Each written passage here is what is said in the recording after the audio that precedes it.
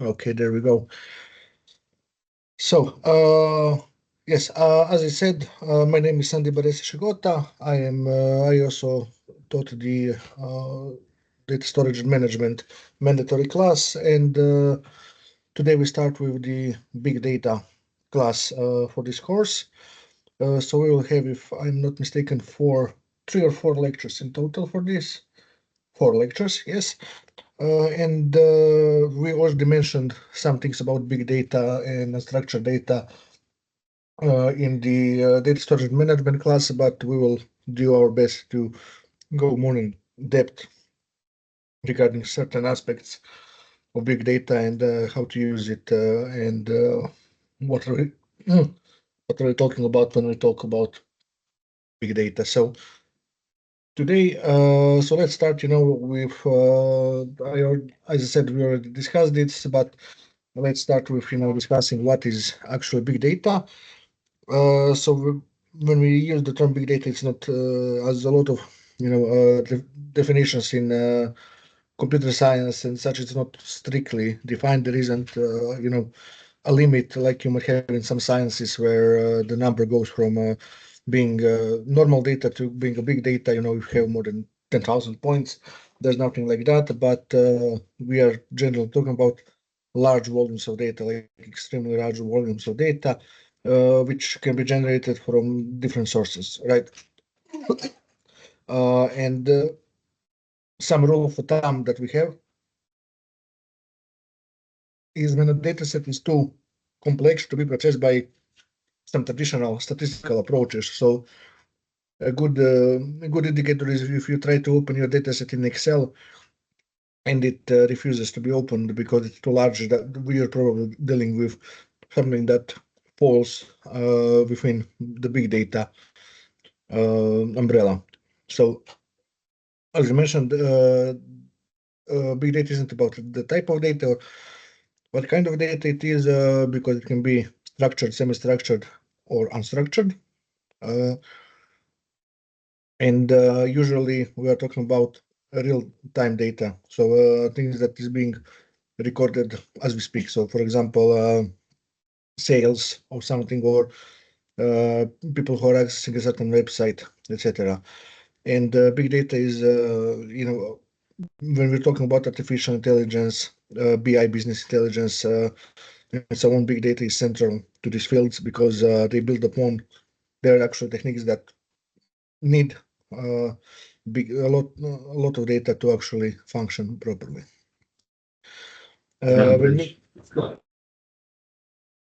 When we are talking about big data, as you know itself, usually when we're talking about its characteristics, there are 5 characteristics, 5 V's that we want to discuss that big data tends to exhibit. First is the volume. As I said, the massive amounts of data are generated, so we are talking about very large amounts of data that are too large to be processed using and as I mentioned, standard procedures like you would try, opening an Excel and getting descriptive statistics or something like that from it. Another problem is that usually when we're talking about big data, we're usually talking about streams, information that is given and provided constantly in real time. And that data is usually generated very fast. If we are talking about something like a large sales platform like Amazon, you can imagine how many tens of thousands of sales they're getting each second. So that's sort of another characteristic of big data is generated very, very quickly. And if so, you can so processing it in real time is extremely hard.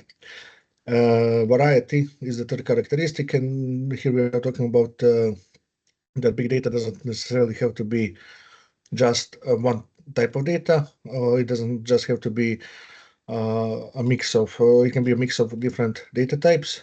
For example, if you are an independent seller and you're selling on different platforms, like you're selling on your own website, you're selling on Etsy, you're selling on Amazon, you're selling on Alibaba, right? You might get different types of different formats of your sales information. So you might get sales information in an Excel table from one site. From another site, you might get a PDF.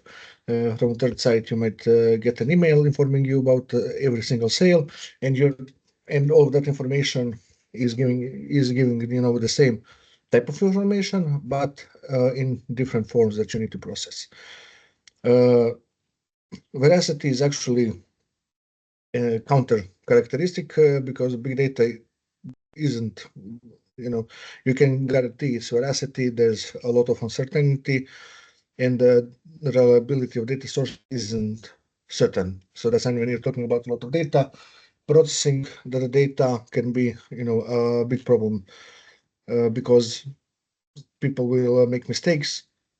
Data sources will produce errors that will be sent to you. So those are some issues that you may experience. One of the example is even at a small, when you're having like a sign up, even at a small scale for something, like when you're signing up for this course, we had a lot of people who mistyped their emails or didn't properly fill out the form or something like that. And at small scale, like we had here, where we had maybe I think 200 signups in total, that's not a problem. We can manually process that. But when you're talking about big data, when you have thousands or tens of thousands a second, guaranteeing veracity is problematic. And finally, the value. So basically, when talking about big data, as I mentioned, there are a lot of problems. There's a lot of volume, which means you need a lot of storage. There is high velocity, which means you need a lot of processing power. Variety and veracity tend to mean that you need a lot of high-skilled programmers to deal with that. So you aren't going to invest all those. You aren't going to invest money to address all those issues, to purchase the storage, to purchase the processors that are necessary to process the data, to pay for the developers to develop the codes for verifying and processing different sources of data. You need to have data that is high in value, that is useful for you for making business decisions, and that actually provides certain insights, whether it's in business or in something else, right? So, and this is where big data, where does that value comes from? It basically, at a large scale, it offers you very important business insights. What do I mean by business insights? I basically mean that you want to see, the simplest example is what are the sales like for different products that I have. If I had a marketing campaign, was there a significant increase in sales after that marketing campaign? Because if there was, maybe we want to repeat it. If it wasn't, we won't spend money on it. Basically, those insights, right, need to be able to provide you more money than what you're investing in big data. That also goes forward to giving you competitive advantage, because you can react to stuff. If you have data, if you process it properly, if you analyze it properly, you can offer through these insights, you can gain competitive advantage compared to your competitors, right? If you're selling something and you see that if you're selling a beverage and you notice that most people prefer buying a glass instead of plastic, maybe you're going to completely discontinue plastic, just focus on glass packaging for the drink you're selling, compared to your competitors, and save some money that way and gain certain advantage, right? And so on. That allows you, through analyzing that big data, you can, as I mentioned, you can improve efficiency by cutting off parts that aren't necessary. If you're running a marketing, like you're running ads or something right now, and it's not getting you any sort of increase, you're going to stop running that. You won't repeat the sort of a marketing push in the future because it's not working. That's where efficiency comes across. And of course, there are it enables you, to perform an innovation push in certain directions, as I mentioned. And one of the very, very important things is risk management, where you can using this is something that's very, very important today, especially in engineering. If you're an engineering student, we are talking a lot about doing predictive maintenance today in equipment, because we want to fix stuff before it gets broken, because something like replacing oil in your car, it's something that you do once a year, instead of replacing the whole motor every 2 years, because obviously it's much cheaper to just replace oil and replace oil then and it's faster and cheaper. So that's what we want when we're talking about predictive analytics and predictive management. Yes, did someone try to say something, or? Okay, I'm going to assume that was just an accident. So we're talking about, introducing predictive models, so we can actually say, hey, this might be a problem, because historical data points to the fact that when this pattern is repeating, and the last time it happened, it was a problem. So let's try to address that going forward. Okay, what are the issues with big data? Let's repeat that. So we have, it's hard to keep data private. When you're having a lot of data, you're storing a lot of data. There are a lot of famous data leaks and examples, like where Sony, for example, had a really massive data leak in the past that was famous, where a lot of information was lost, was essentially leaked and made public. There were a lot of credit cards, etc., that were made public. Someone has their microphone turned on, so if you can just please turn it off. Thank you very much. Data quality is another problem, because when you have a lot of data.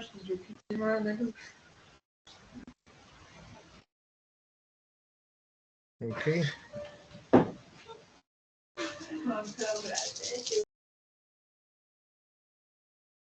Okay, so please be careful that you have your microphones off, so I don't have to manually turn off microphones every few minutes, please. Okay, so I was talking about, yes, data quality. When you have a lot of data, it's very hard to assure all of that data is fine. Compare it to, let's say, if you buy one book, it's really easy to check if that book is fine. If you're a library that buys 1,000 books, it's hard to go through every book and make sure that it's fine if you don't have a lot of time. Same goes with data. If you're getting a data point once a day, you can just have someone check it. If you're doing, getting 1,000 data points a minute, that's a problem. To ensure every single one is high quality. Integration is a problem. As I said, you might have different sources, different formats that you're getting, so you can just simply put it in a CSV or an Excel file somewhere and call it a day. You need to do some pre-processing on that, or store it as is and do it later. Storage is expensive. We're talking about not terabytes, but we're talking about petabytes or exabytes of data. So it's extremely large amounts of data that you need, to store. And the more you're storing, the more money it costs, especially if you want redundancy. And as I mentioned, I just had this situation with a data set where we needed to hire a supercomputer, because the complexity of the analysis was extremely high, that my workstation here that I have that belongs to Professor Zlatan Car, who is one of the people on this course, just didn't have enough RAM, didn't have enough memory for it. And in context, if you have, your computer probably has 16 gigabytes of RAM or 32 gigabytes of RAM. Our workstation has a terabyte of RAM, and it wasn't enough. So yeah, so that's just kind of an example of the amount of data that we are talking about trying to process, where a terabyte of random access memory isn't enough to load that data and do the analysis fully. So I mostly talked about business. Big data has started from a business point of view. Generally, whenever we're talking about new technologies, they mostly come out of business or military, depending on what's going on. But of course, there are different applications that you can have for big data. First is healthcare, obviously collecting a lot of information and generating predictive models for patients. That's something that's very commonly done. Retail, as I mentioned, in finance, that's business where you want to personalize recommendations, manage inventories, predict the sales, so you know how many items to order or not, detect fraud, manage risk, and automatically trade. Another example is smart cities. That's something that's very popular today. Actually, my first job in academia was working on a project related to smart city, second smart city for the YY, and where you can, collect data from a ton of different sources around the city, and then try to monitor traffic, manage energy, and etc. Fix stuff faster. If there is congestion somewhere, send police there automatically to help resolve it. Let people know, if the bus is late or something. Let people know if there's open parking, and just generally stuff like that. Where obviously, if you're talking about a large city, if, for example, a couple 100,000 people, there's going to be a lot of data that you're going to need to process here. And finally, as I mentioned, in manufacturing, you have predictive maintenance. You want to organize the supply chain, and you want to perform quality control. If you're manufacturing hundreds of items an hour, or more, thousands of items an hour, automatically checking that data stream is, it takes some, you need to use some special approaches to do it.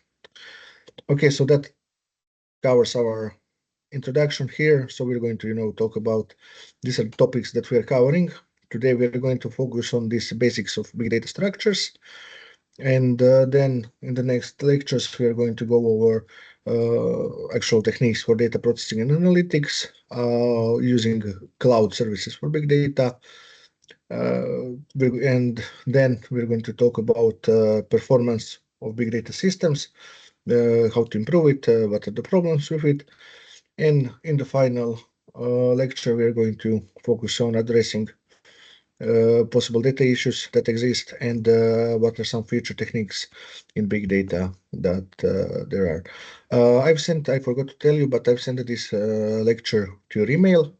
If you need it, I'm going to, so you can get it from there. If you need it, I'll post the link or something. Just let me know. Okay, so let's talk about big data structures. And when we're talking about big data structures, we're usually talking about modes of how we are actually storing data and how we are accessing that data storage. And that is usually done through a Hadoop ecosystem. What is Hadoop?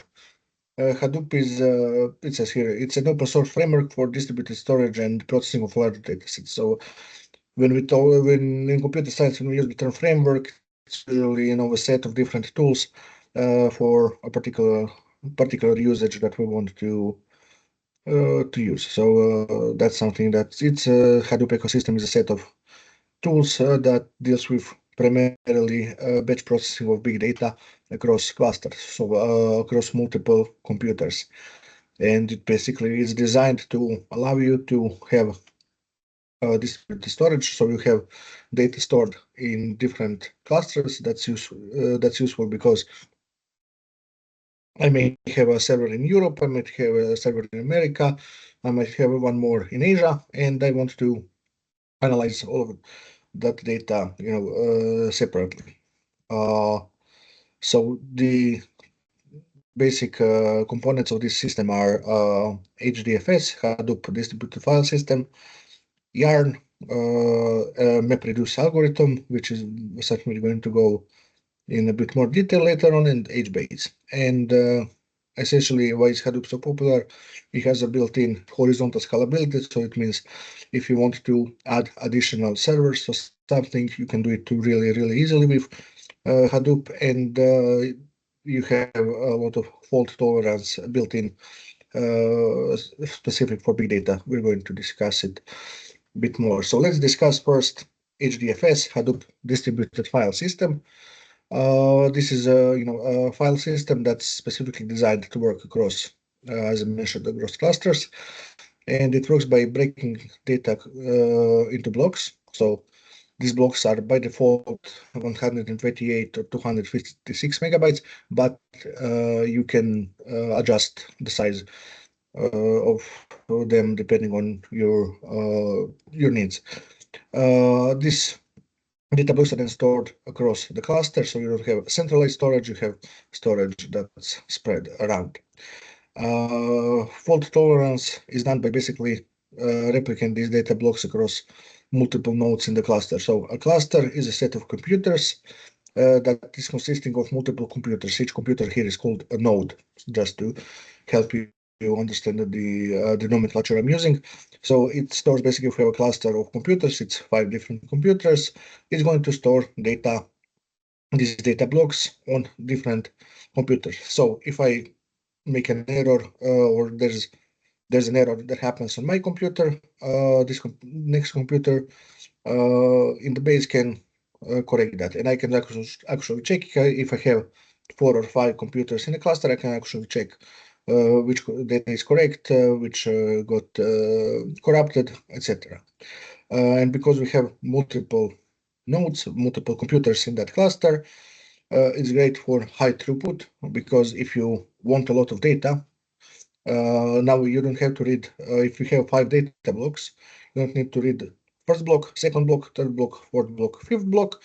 You can read information in parallel for 5 different computers, because HDFS can do that. You say, I want this information. It knows that that information is stored in blocks 1 through 5, and each computer is going to send you 1 block of data. So it's much, much faster, and the more nodes, the more computers you have in the cluster, it scales higher.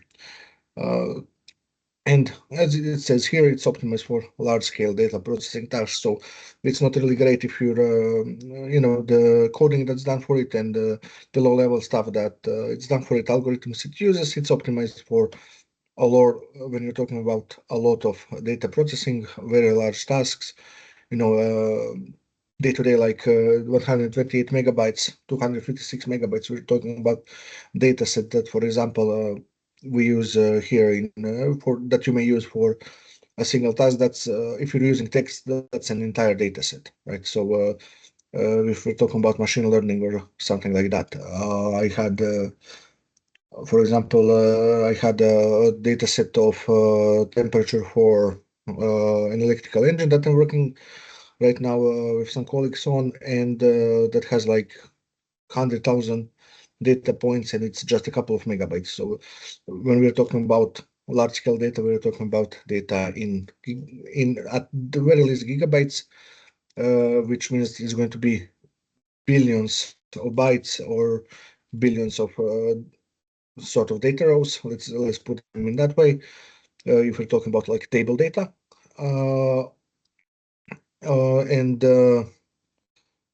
and or higher. So we're talking about at very least gigabytes, what we're usually talking about terabytes or petabytes or exabytes of data processing, especially in batch jobs. That means jobs that are run concurrently. So how do we accomplish this? I mentioned Yarn before. Yarn stands for yet another resource negotiator. What is resource negotiating? It just schedules how your computer resources are going to be used. So you can think about resource negotiation as sort of, if you have a computer lab, you have 3 computers inside, and you're in charge of setting that up. So someone comes in and says, hey, I need 1 computer. Okay, you go and use it. Then another person comes in and says, hey, I need 2 computers because I need to run multiple simulations. I go down, okay, hey, we have 2 computers free. Go ahead and use it. Then someone comes in a row, they want 1 computer. I told them, okay, wait until someone is done. Then the 4th person comes in and tells you, oh, my task is very, very, very urgent because I have to do it. And you tell them, okay, you'll go ahead when the person finishes, etc. So it's just a piece of computer code that decides which resources are allocated to which computer program at which time. Usually when we're talking about Yarn, we are talking about data processing and allocation tasks, and we're talking about copying data, updating data, pulling data from the cluster, checking data veracity, that sort of tasks.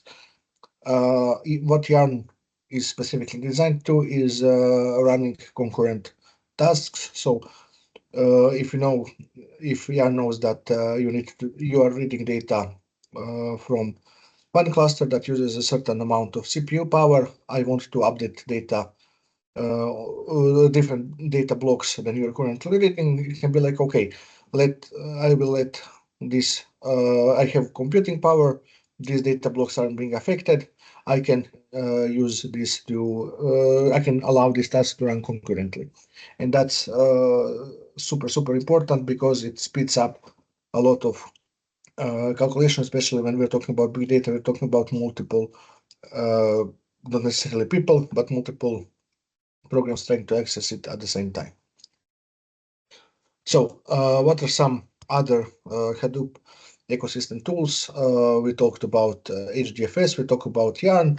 What are some others? So we have MapReduce. We're going to talk about MapReduce in more detail in later on because it's very it was practically revolutionary. You will see it's actually simple, but it's used in basically every big data task. So we'll discuss it. HBase is a database that's NoSQL, so it doesn't use SQL structures, so it's less structured than SQL is to provide access to big data files. So you want to basically have some sort of a database in there to be able to access it. You have a Hive, which is data warehouse. If you remember what the data warehouse is, we're going to repeat it, but it's some sort of a structured data storage system that uses SQL-like language. So it's not quite SQL, but if you know how to write SQL, you will understand the Hive tasks. Then we have something that's called Pig, which is essentially a platform that's for data analysis that uses this MapReduce tasks.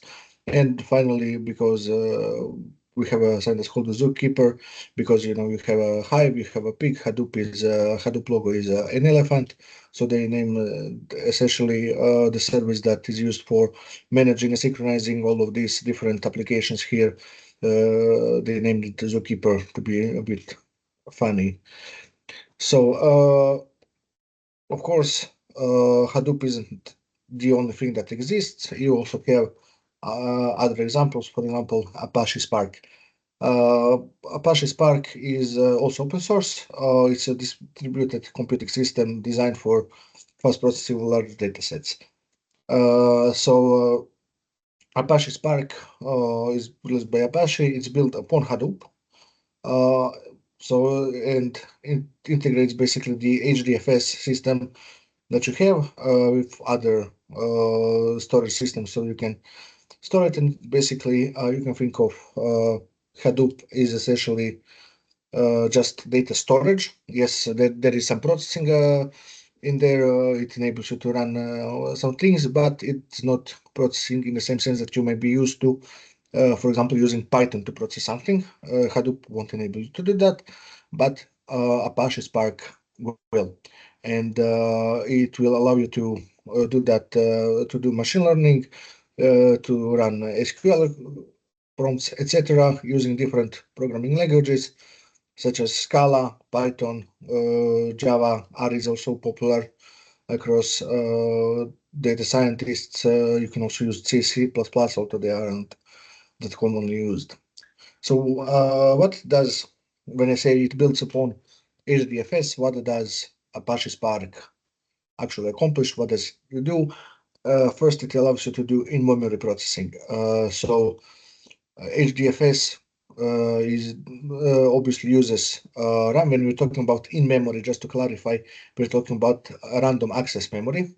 Okay, so your computer's RAM, and basically that is faster. HDFS is usually doesn't do anything to data in memory; it just loads it into memory and writes it somewhere else. That's essentially what HDFS does with data. Apache Spark will enable you to actually get the data in memory, run multiple processing or analysis on it, and store it in to your computer. This is what you usually do if you're processing data with Python on your computer. You are usually processing data on your computer using particularly, this type of data processing. You load data into your memory, you do something to it, and then you write it to disk if you want to.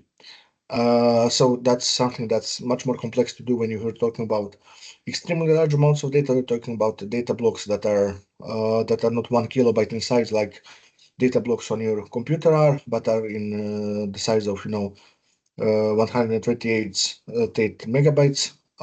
So that's something that Apache Spark has. It's optimized using some particular algorithms and techniques to accomplish in a faster manner. Another is fault tolerance using RDDs. RDD stands for Resilient Distributed Data Set. This basically means it's a distributed data set. It works on a different. So again, a cluster consists of multiple nodes, multiple computers. What Apache Spark allows you to do is to basically write data that you're working on onto different computers at the same time. So if you lose power to one computer or it dies, you aren't losing all the data that you are that you have tried to that you have processed so far. Another thing is that usually it's very common when you have a tool that's very good, like HDFS. People who develop it focus on actual low-level stuff. When you're talking about low-level stuff, I mean near computers hardware, a lot of optimization. They don't really make it easy to use. It can be very complex, and then someone comes on top of that and builds basically a software that builds upon it that uses that things at the lower level and basically provides you a nicer, simpler way to use it, and that's essentially something that Apache Spark also offers. So we have libraries and APIs within Apache Spark that will do machine learning, data streaming, stream analysis, etc. Again, Apache Spark is, whenever we're talking about tools that are used in big data, they are scalable, they are optimized to work well, whether you're using one server or you're using 10,000 servers. And finally, that's very important in Apache Spark is usage of unified analytics. That means that you can do different types of analysis, where it's batch processing, so processing a lot of files at once. Whether you want interactivity, whether you want real-time analytics, basically you can do all of that with a single platform. But what does this mean? It means that you can take a person, teach them how to do batch processing in Apache Spark, and then if they need to do interactive querying or real-time analytics or memory optimization or whatever, they need to learn how to do that effectively, but they are familiar with the environment, the code, the commands that are used to accomplish things like moving data from drive to memory or creating an RDDs, etc. So it's much easier to have a single ecosystem that you're using, and that is almost always Apache Spark these days. So again, what does Apache Spark do? What is it accomplished to do? Real-time stream processing. Stream processing is, we're talking, it's basically streaming. Like if you probably know, YouTube streaming or Twitch TV as for video streaming, you can stream any sort of data. Video streaming is nothing more than streaming video type of data, but you can stream any sort of you can stream pictures, you can stream numbers, you can stream words. It's basically any time you are sending data continuously over a connection somewhere. Usually today when we're talking connection, we mean internet connection.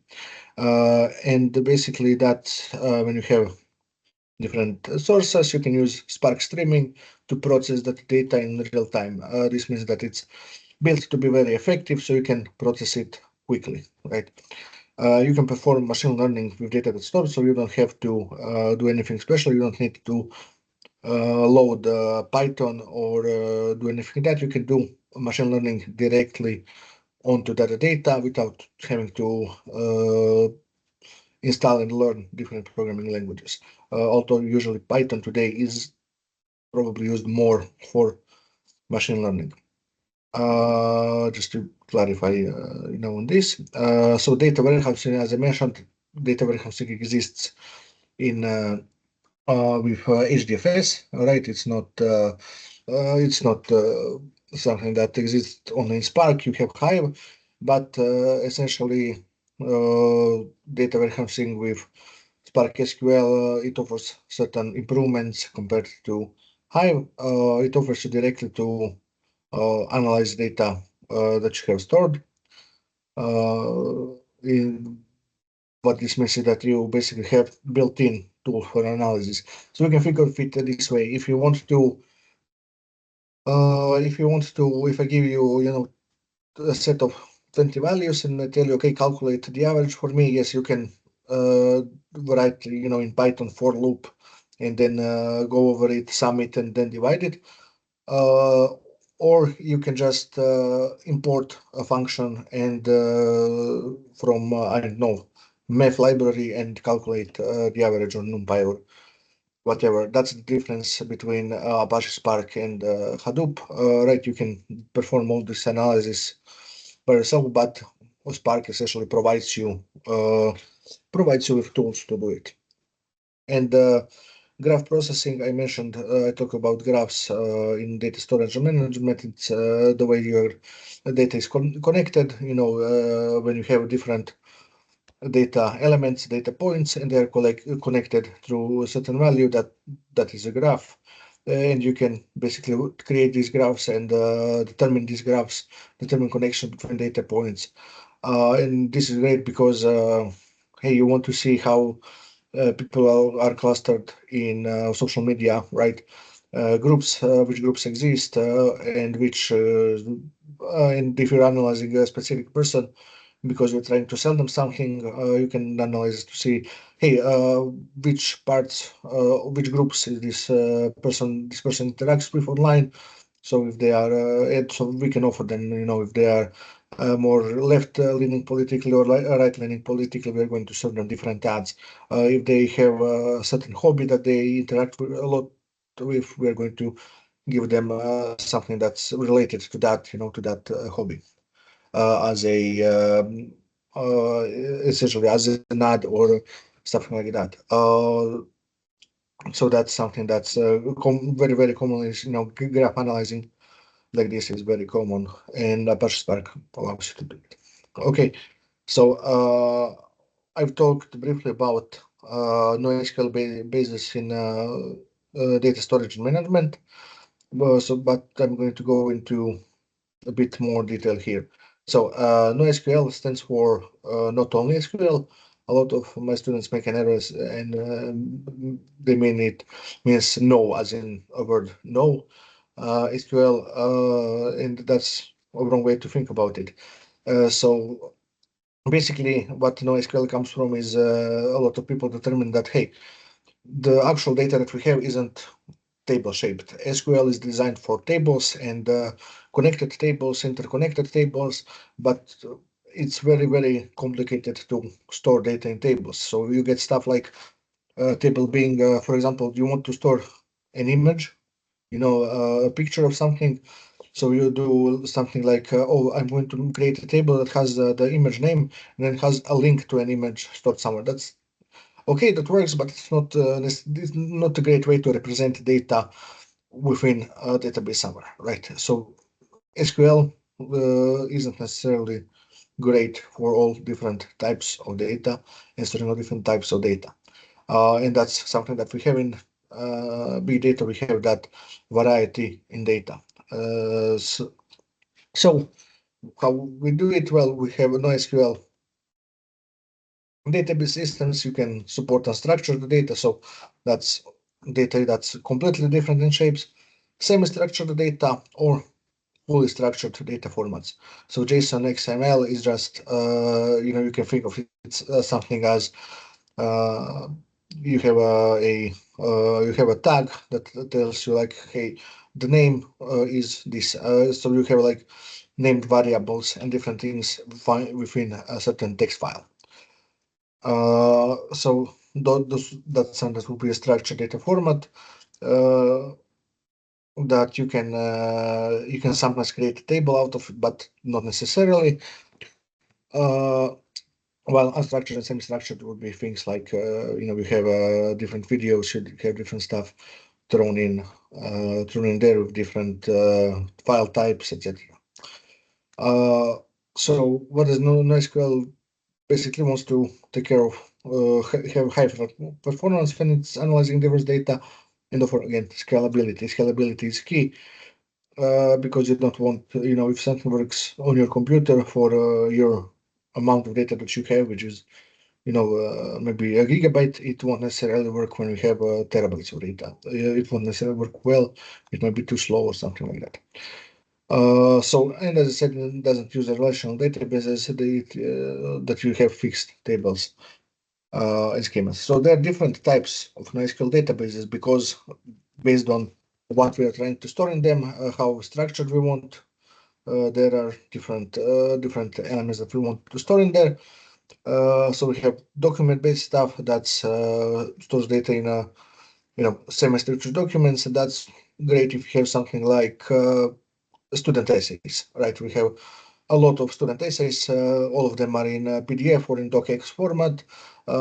Within them, they won't necessarily be structured. The data won't necessarily be structured within it, but the document itself can be structured and we can store them.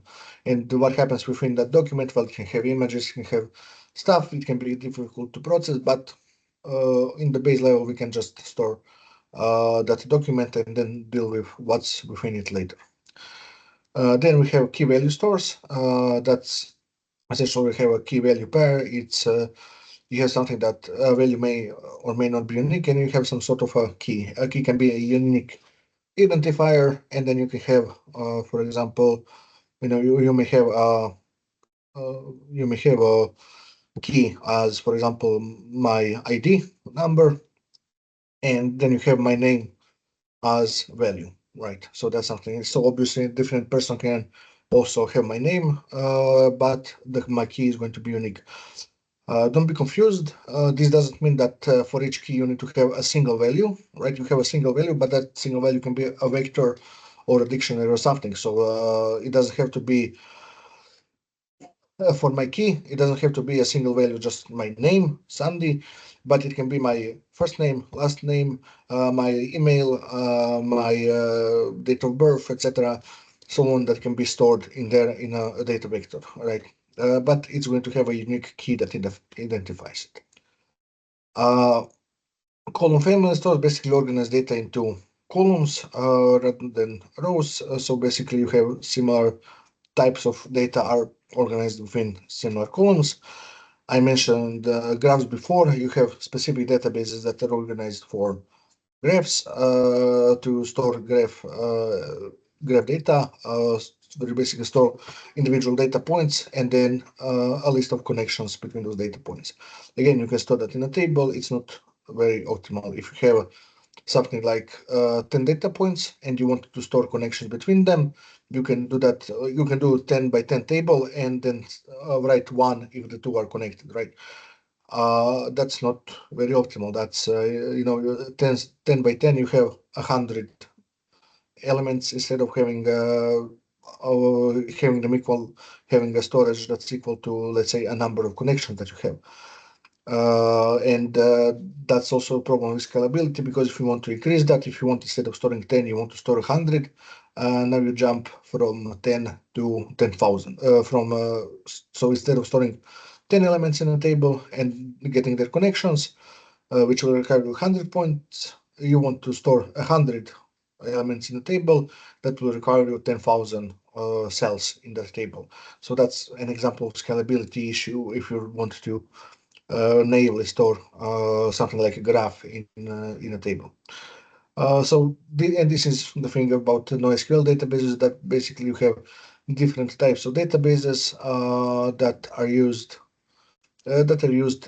based on what you need in that moment, right? And what you need there. So it's not a single format like SQL, but it can have a lot of different ways of storing data depending on your needs. So I mentioned MongoDB. The key features of MongoDB are, as I said, document based that stores data inside that's called a JSON format. You will see this a lot. You will have a JSON and XML formats are two formats that are extremely common for storing data in unstructured. And basically, as I said, it deals with something like you have a variable name indicated in some way, for example, first name, last name, email address, and then you have a value stored in there. And that's basically JSON stores it in one way, XML stores it in a different way, and then you have a lot of variations. For example, HTML is a variant of XML. HTML is, in case you are very unfamiliar with computer science, HTML is what you use to build websites. It essentially it's extremely flexible, right? Because again, this information you can store. You don't have to have same information for each entry. For example, if you have something like an SQL and now you have you want to store data about students, you're going to need to have something like, let's say you have students and you have employed students and you want to store where a person goes to college and where a person works. In something like SQL, you're going to need to have a column for college, like which college you go to, and workplace, which like where you work. And if a person doesn't go to college or doesn't work, you're going to you're going to have an empty input into the table, right? So you're losing data because empty input into table, even if you're storing a value like zero, it's not a zero, it's actually reserved data for that table. If you remember when we talk about, that first lectures in data storage and management, that is still a reserved block. And again, when we're talking about scale, I know a lot of times when I talk about this, students can sometimes tell me, "Oh, but who cares? Like you're not storing like you have a few empty spots in a column. Who cares?" Well, you don't care because it's not a lot of waste of data when you're storing 1,000 students. But if you're talking about storing tens of millions of data points of something, then it's a problem, right? So what JSON allows you to do is you essentially won't have that. What JSON allows you to do is you won't have that entry. Instead of having a column with a ton of empty values, you just won't have that column, let's call it. You won't have that entry into that document, and that's great. It's fast. It's really easy to query because you can just look up that particular value, uh, and you can easily scale that up to larger storages. Uh, Cassandra is another variant that I mentioned here. Basically, it's a column family store where it stores similar data types uh, in the same value. So what's column family store? Basically, the simplest example I can give you is if you have a price, and now you have a price in euros, you have a price in US dollars, you have a price in I don't know in Japanese yen. You can store that's all a value, right? That's all cost or something, and you can store these different values in a column family, right? Because it's a connected value that you're going to want to process in the same type of way. What Cassandra allows you to do is to create this type of column families, right? Store them, and again, something you're going to hear often in these lectures when we're talking is both scalability and distribution. So you want to have it distributed. It enables you to distribute stuff, and that's something that's basically a lot of keys when we're talking about all of these databases and stuff is that you can, when we're talking about big data, you can distribute it across all larger clusters. And Cassandra is usually used when you have writing heavy workloads, so writing a lot of data instead of reading it. So that's something like for example, sales, right? You may want to run a sales analysis once a month. You don't want to run it every second because you won't really get a lot of input that way. But you're writing data to that table every, Every moment, whenever there is a sale, as I said, maybe 100 times a second you're writing information. That's a very heavy workload compared to. So you do more writing compared to reading. Okay, so where NoSQL database is used, e-commerce, as I mentioned it a lot. Whether you want again user profiles, product catalogs. Not all products will have the same information in them. You can store the same information for a car and a laptop. So you want to use something like this JSON-like JSON format to store different elements to operate it. Again, then is social media where you have a lot of user-generated content, etc. Big data, obviously, we are talking about big data processing, storing large amounts of data that isn't necessarily structured, and you want to store it quickly. In Internet of Things, where you have a lot of small, comparatively small, and cheap items that are generating a lot of, for example, sensor data around your house or anything else. We have a lot of sensor readouts. Different statuses, event logs that you're storing. In gaming, use NoSQL is a commonly used in gaming for storing different item types, real-time interactions, game states, etc. So those are some examples where you might want to reach for a NoSQL database. Basically, anywhere where you want to fill out a table with data, but it's not really practical to store in a data because you would have a lot of columns. You can't really organize it. You can't really organize it into a table because it's not easily tabulated, right? You will have a lot of, as I mentioned, a lot of empty columns. Like if you're selling a lot of different things, so you're selling, as I said, a car, you may want to store horsepower and torque and the number of doors. But you're also selling laptops, right? Because you're something like an Amazon or something like that, and you want to store CPU type, RAM, the screen size, right? You won't have, if you try to create a table with that, you will have a lot of empty columns because you won't be able to fill out car-related columns with information from laptops, and you will need to, so it will be a not nice looking table. So you will want to use something like a JSON to store information there. Okay, so we talked about two different things before. We talked about data lakes, data warehouses, and data storage and management. We mentioned them. We're going to go into a bit more detail today. So data lake, as I mentioned, it's a centralized repository for data. And when I mean repository is just, you can think of it, the easiest way to illustrate it, to understand it, I believe for students is like if you have a folder on your desktop and you're just putting everything in there so your desktop looks nice and tidy, you will have a lot of information in whatever format you downloaded. So if you download an image, you don't want to delete it, or let's put it in that folder. You have a text file, you don't know what it is, you don't want to delete it, let's put it in that folder. And that is essentially a data lake where you have a lot, except difference is that data lake is done at a much, much larger scale. They're designed to be able to store really quickly a lot of data in the format that it gets. So it doesn't do any significant processing. It doesn't do any significant analysis. It just dumps data somewhere to be analyzed later on. And that is something that's might sound stupid, like, okay, so it just dumps data on the server somewhere, but it takes care of certain things.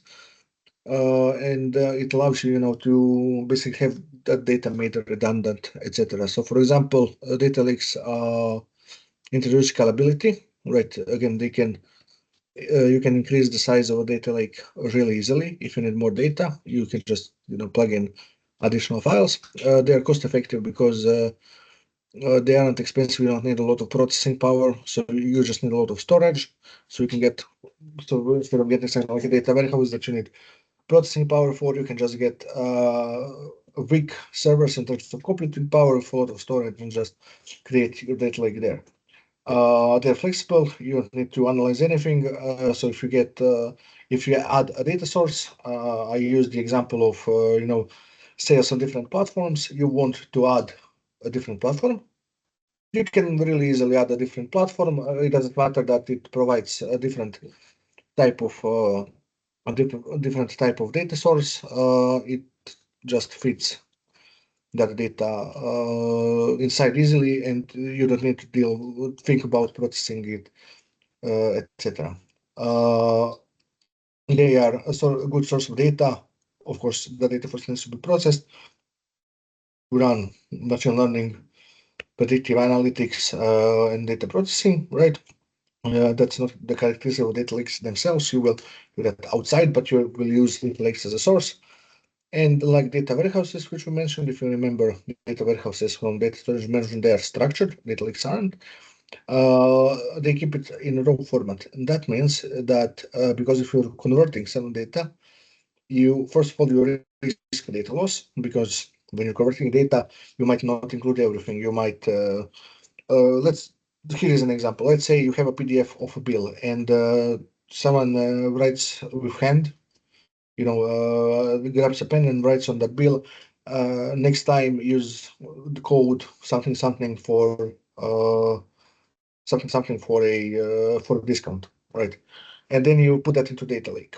If you access that later on, you can read that piece of text. It's there, and it's like, oh, okay, great, I have that information here. Also, I can use that next time I am processing when I'm buying something. If you use something like a data warehouse when you're processing the data, you're doing like OCR or something, it might not recognize this handwriting at all. And even if it recognizes it, you're trying to put it in a table somewhere, like information from this bill that you're processing, and you won't be able to, because there simply isn't any space in there for any columns. So you have a more rigid system that you're storing data in, and you can't store that. So having that raw format is super example that you can reach out and explore it in more depth in the future. So how does a data lake look like?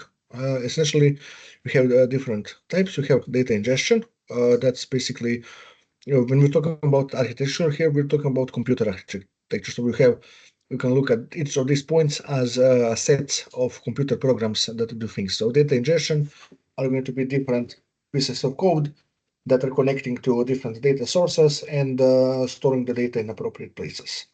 Then you have a storage layer that is actually taking care of storing the data, whether that's Hadoop for HDFS, or something like S3, something like BTRFS if you're using like a small data lake.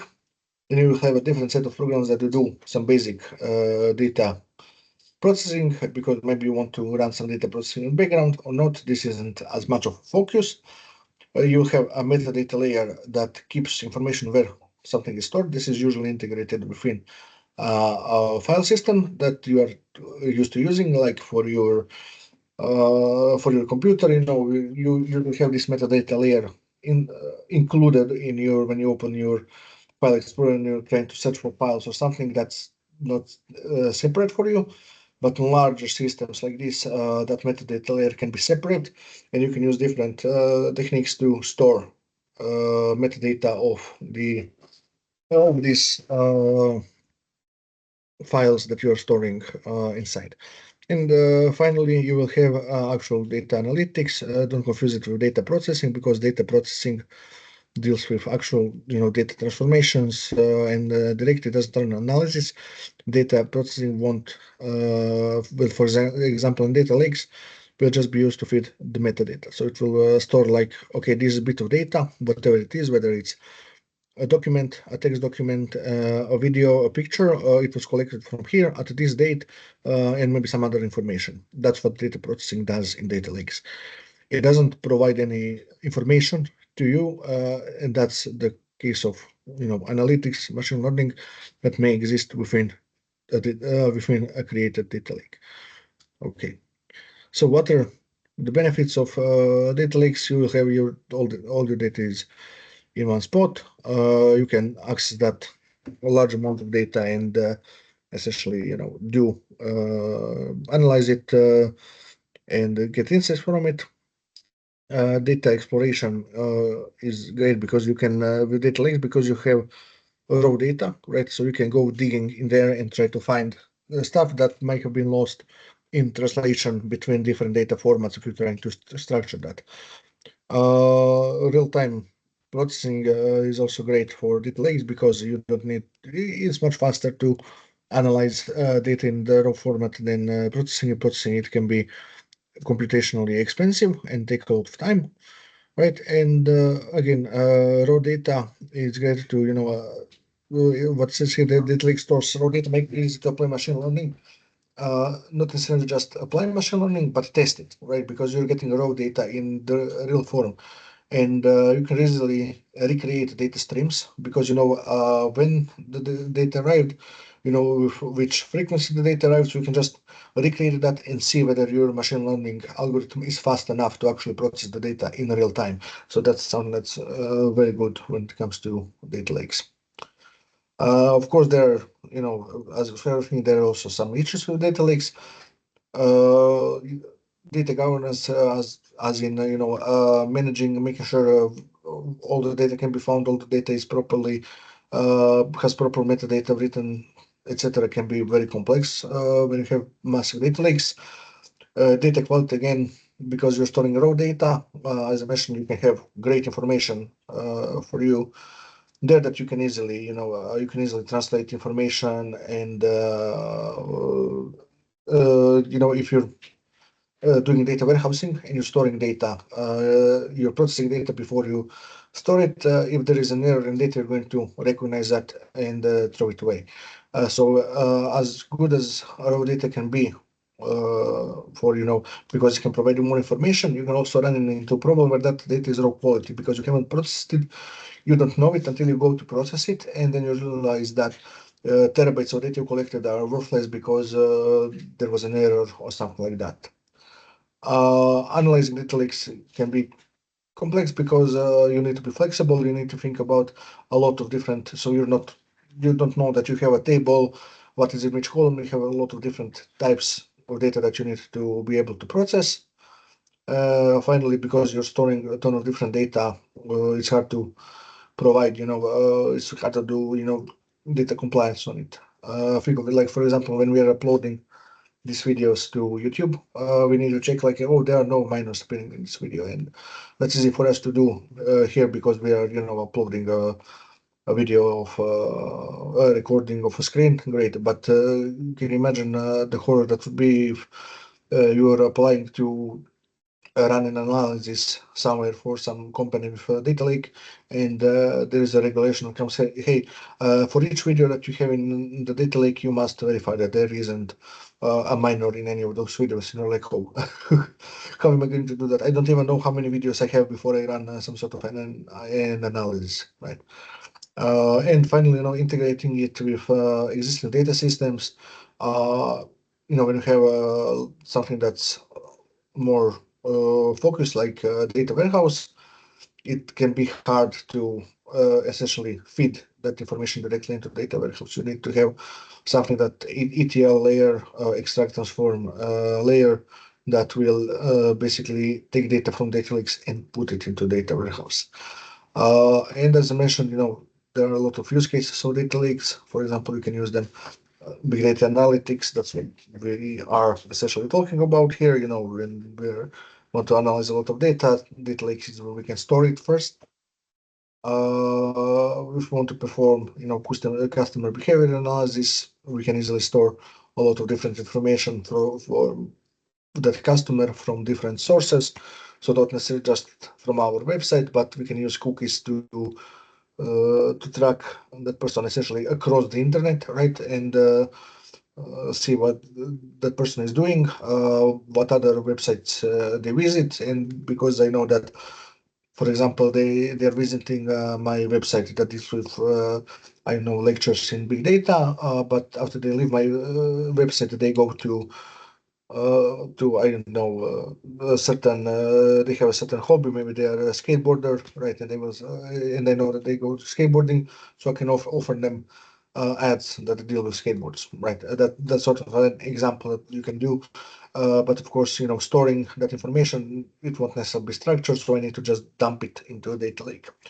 Same goes for IoT data processing. We have a ton of different devices from different manufacturers measuring different types of things, whether someone is present, whether the light is on, whether the light is off, what is the temperature. Right, so you need to store all of that into different elements into somewhere before you pre-process it or something. Maybe it's you have different frequencies, different stuff. You can just dump that into data lake and deal with it later. When I say deal with it later, I mean machine learning, analyze it and process it. And of course, in scientific research, data lakes are a lot common.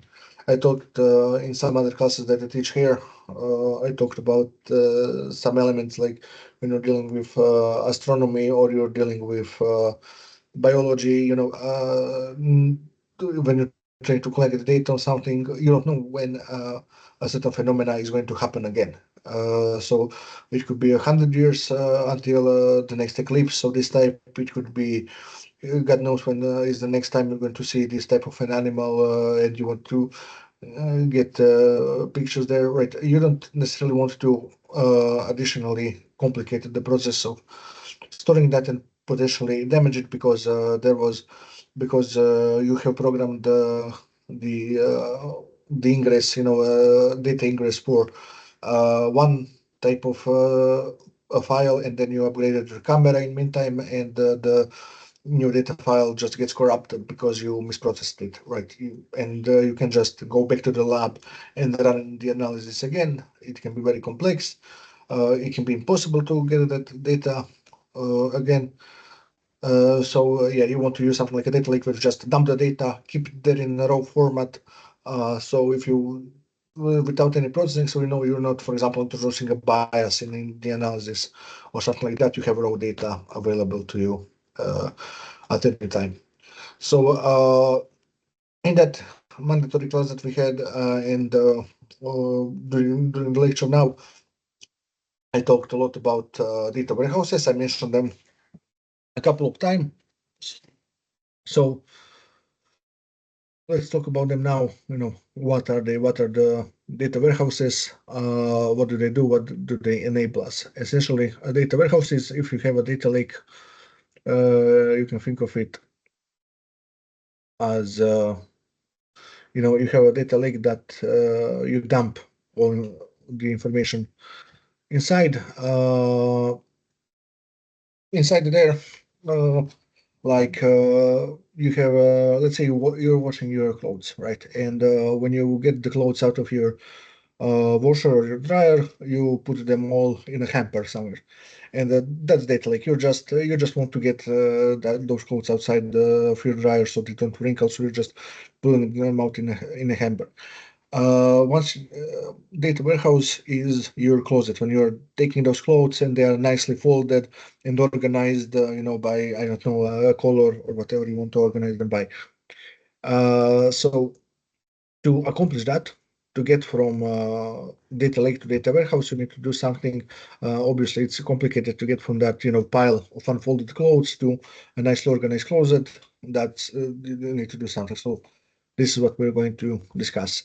So data warehouse is a centralized repository, and it has structured data from multiple sources, right? So as I mentioned, if you're having data from sales data from, I don't know, Amazon, eBay, Alibaba, data lake will just have all that information dumped in one place. A data warehouse is going to have that data neatly organized with all the information that you need. And this is then usually used for business intelligence because the data has been processed, it has been cleaned, it has been transformed. So you eliminated by cleaning, we mean you eliminated any data that was errors, like so. For example, with your signups for this course, some people typed in submitted stuff twice. Some people submitted, typed in wrong information. Some people used Cyrillic letters. So I took all that raw data that I just dumped into an Excel file somewhere while you were signing up. And that's a data lake as an example. It's not data lakes are much larger, much more complex. But when I sent it to our colleagues in Poland for analysis, I've I processed that data, I took the data, and I eliminated all the duplicates. I eliminated all the people who mistyped something, mistyped their emails, or wrote their name in the email and email in their name. I corrected that. I did the transformation that was necessary. For example, if you wrote your name in Cyrillic, I wrote it in Latin, so we have all the names in Latin, and we can more easily process that and generate and check attendances, etc. So that's something that is done to do. So that's the type of transformation that you do between a data lake and a data warehouse. What they used for historical data analysis, we're going to, go into that in more depth. And as it says here, that's usually means you're using a relational database or some format. Is it necessarily SQL? No, there can be different types, but usually you have some sort of a table now. So you are transforming stuff from unformatted. You're extracting data and building a table of data that you can later on analyze. So I said that's a structured data storage. You have well-organized manner. You're using a table. You have individual events in rows, certain variables in columns, and you're filling that up and building it out. That's what you do. How do you do that? You do it with an ETL process. So that's extract, transform, load, where you extract data from a lake. From a data lake, you transform it in some way to make sure that you extract data. You get data from different types of PDFs.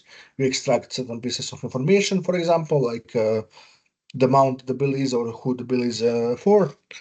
You transform that, right? So it's all in the same format. So, for example, transformation can be if you have a bill that's in US dollars, you have a bill that's in euros, you're going to transform everything into euros to make sure that you have a same value. And loading is just stirring that then into that structured data storage. This enables you to have a high performance query that runs that works. That because you can, when you have everything stored in the same way, you can query it much faster, and you practically ensure data consistency, and you can use that for trend analysis and any other sort of analysis in the future. So we talked about data lakes architectures. Data warehouses also have architectures. So as I said before, this is a computer architecture. This is standard architecture. These are computer programs that deal with different stuff. So we have data source. That's essentially external data that's getting fed. That's the connection between usually the data lake and the data warehouse, right? And this is the code that deals with, if you remember, in data storage management, we talked about data that is you accessing data with different internet protocols, SFTP, SSH, and so on. That's essentially what that data source layer does. That is then fed into an ETL layer, extract, transform, and load layer that processes the data, transforms it, and stores it somewhere. Then you have that data storage layer that actually deals with storing that in a certain SQL or whatever database. And then on top of that, you have two more layers that deal with data presentation. The data presentation to actually show you the data. So you can think of it as data storage is an Excel table. Data presentation layer is for that Excel table, it's the graphs that you can generate from the data. And BI and analytics is then tools that are used, are built-in functions in Excel that you can use to calculate something, like the mean value or calculate the trend or which distribution something follows, etc. So those are essentially used to basically data presentation is for showing you the data, right, visualizing it, and analytics is to provide you deeper insight in it. Basically, what why do we use data warehouses? Why do we bother with data warehouses?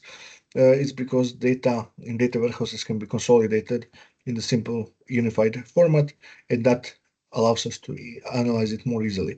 So we are eliminating some data, we may be losing some data compared to data lakes, but it's much easier to analyze this data. And we're dealing with data warehouse, if you have a loss of loss of 10 elements, the loss of 10 data points, if you have 100 data points in total, is a problem, right? A loss of 10 data points, if we get million data points an hour, who cares, right? So it's fine to lose some data in the transformation. What happens if you're losing more than what happens if you're losing 100,000 and you're getting a million per hour? Well, then you're going to adjust your ETL layer to include that data as well. And that's why you want to have both lake and warehouse, right, together.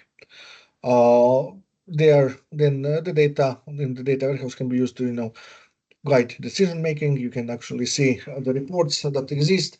You can generate reports automatically. So each morning you can send your managers, your C-suite executives information about what's happening, and they can guide the business appropriately and make business decisions appropriately.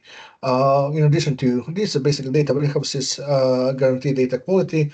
So, for example, in larger companies, an engineer, someone who's working on, building a data warehouse or storing data in general, isn't going to be the same person that runs analysis. The people who run analysis are going to be people like some of you here who are, business graduates.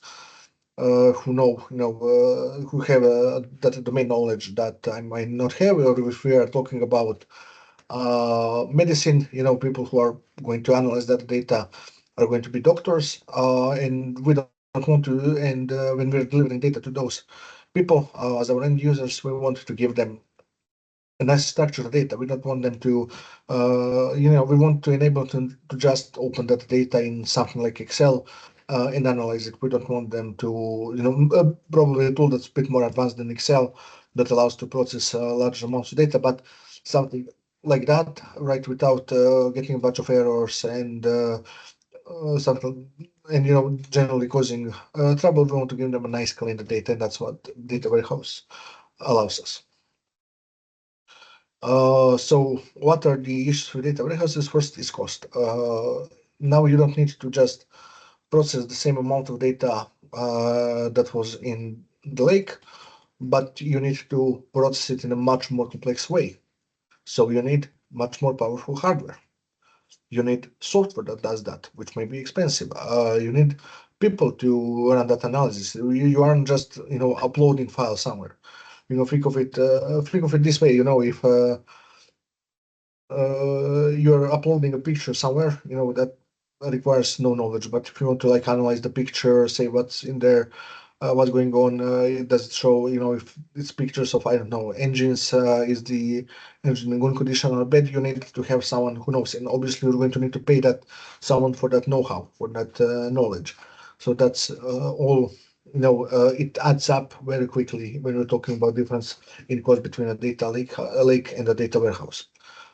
Data integration can be hard. I skipped over. I was again. This isn't necessarily something that's targeted heavily at computer programmers as a course.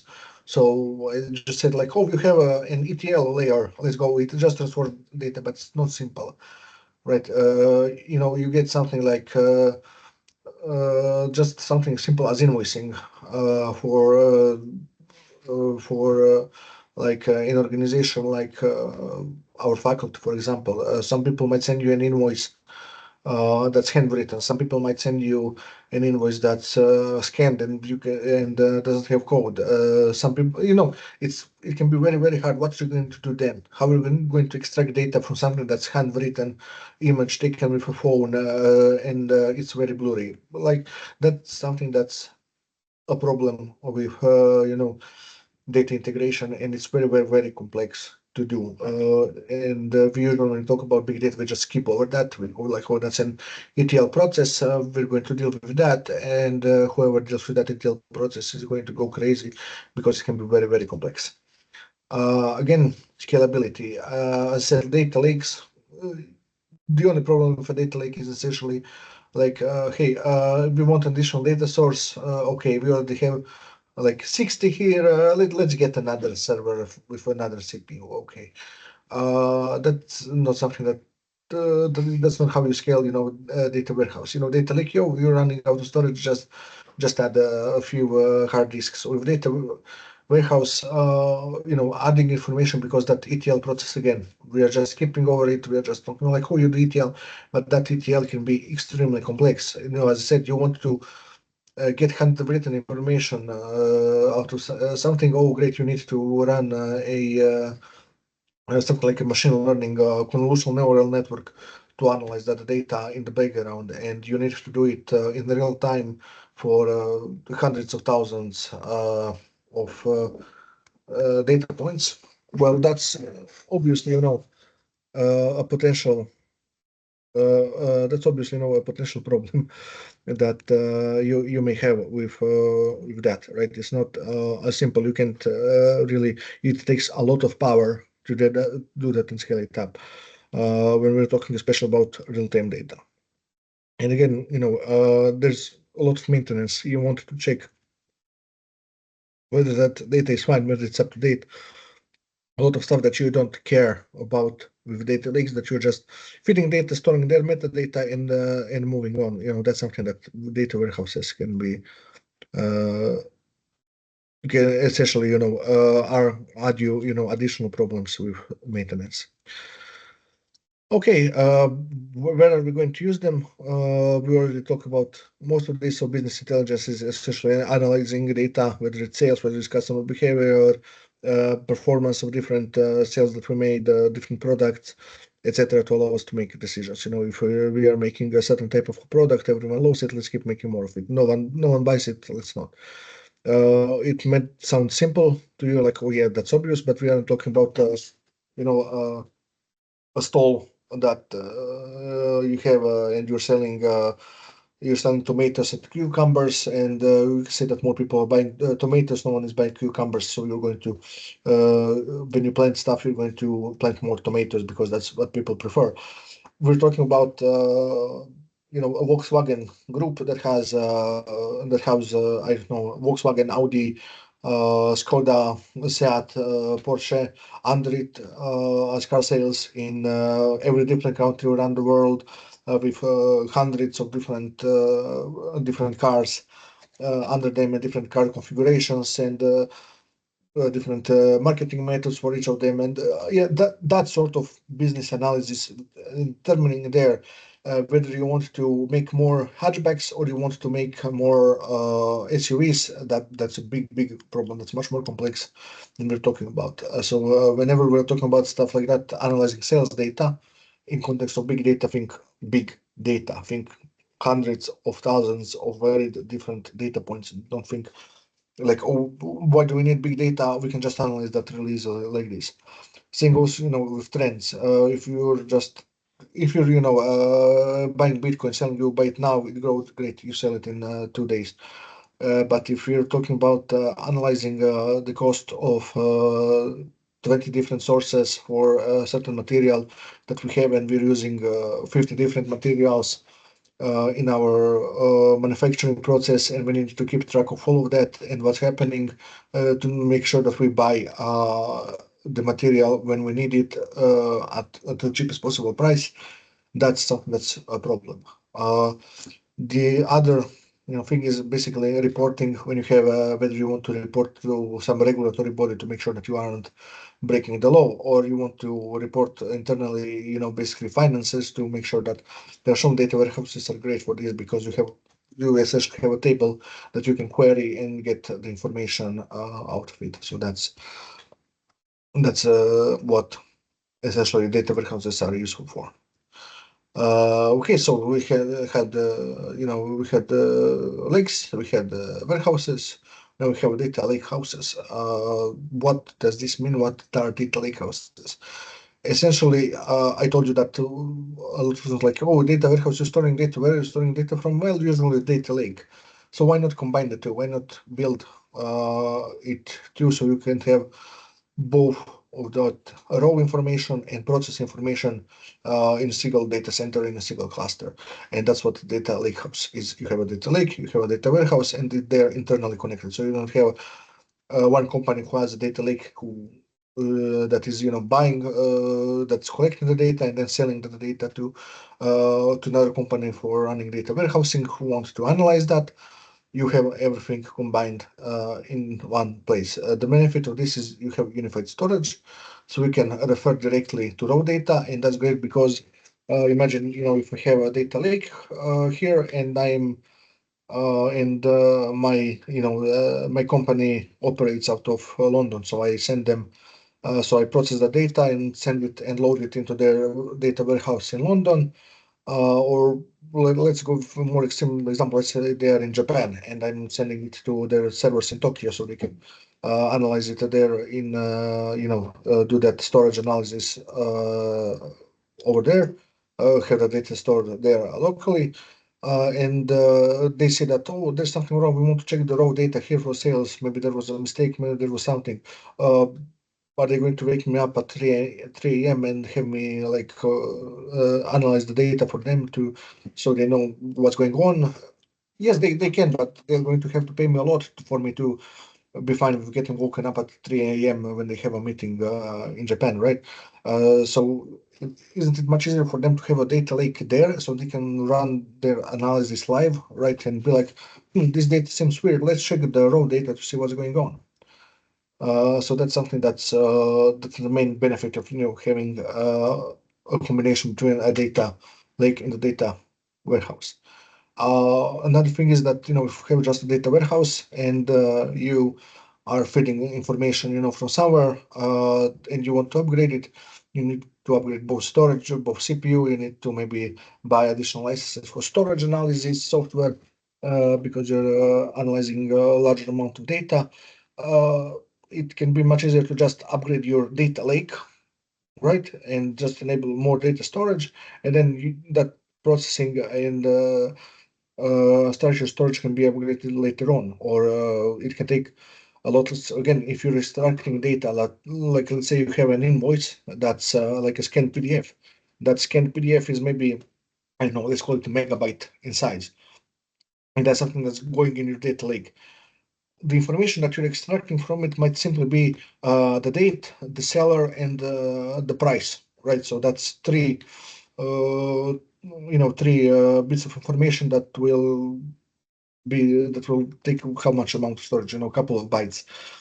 So it's much easier to grow, so you can grow your data lake while keeping your data warehouse smaller, depending on what kind of data you are extracting, which you may not necessarily be able to do if you have just the data warehouse because you need to process it. And again, you can process stuff in real time or process it in batches, so processing more elements at once. That's batch processing. Instead of processing it one by one in real time, whether you want, using data lake or data warehouse for batch processing.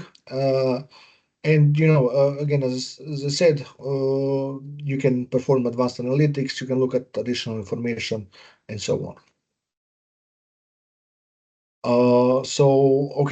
I mentioned HDFS before.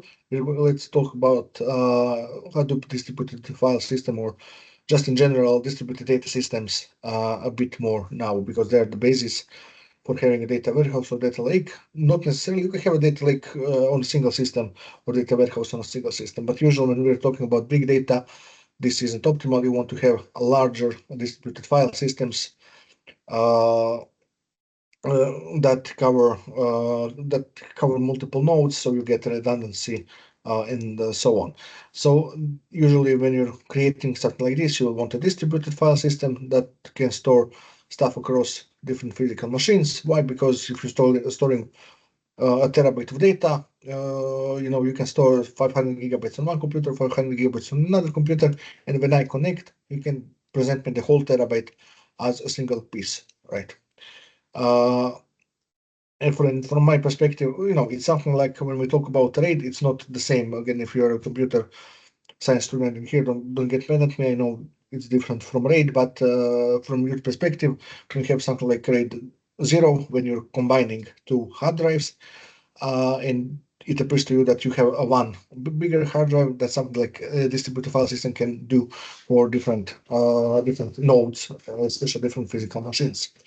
And they will introduce some scalability. So now that when I have, again, think big, don't think like what you're talking about. If I need more storage, I'm not going to get another computer. I'm just going to get a different hard drive, a bigger hard drive, or I get another hard drive and storage. But you can, but we're talking about area where you have, we're storing so much data that you have a data storage facility that's full.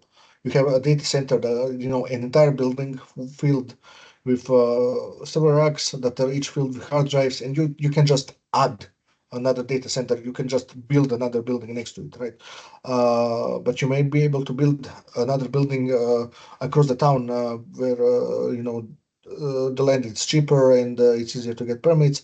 And you need to combine that information. That's what we're talking about when we're talking about scalability and adding storage in terms of big data. Don't think of it in terms of like a single hard drive. We're talking about data centers, right? So again, so that's the term of scalability that we're talking about here. Fault tolerance, performance managing the sort of broken up data sets, and that's something that distributed systems take care of.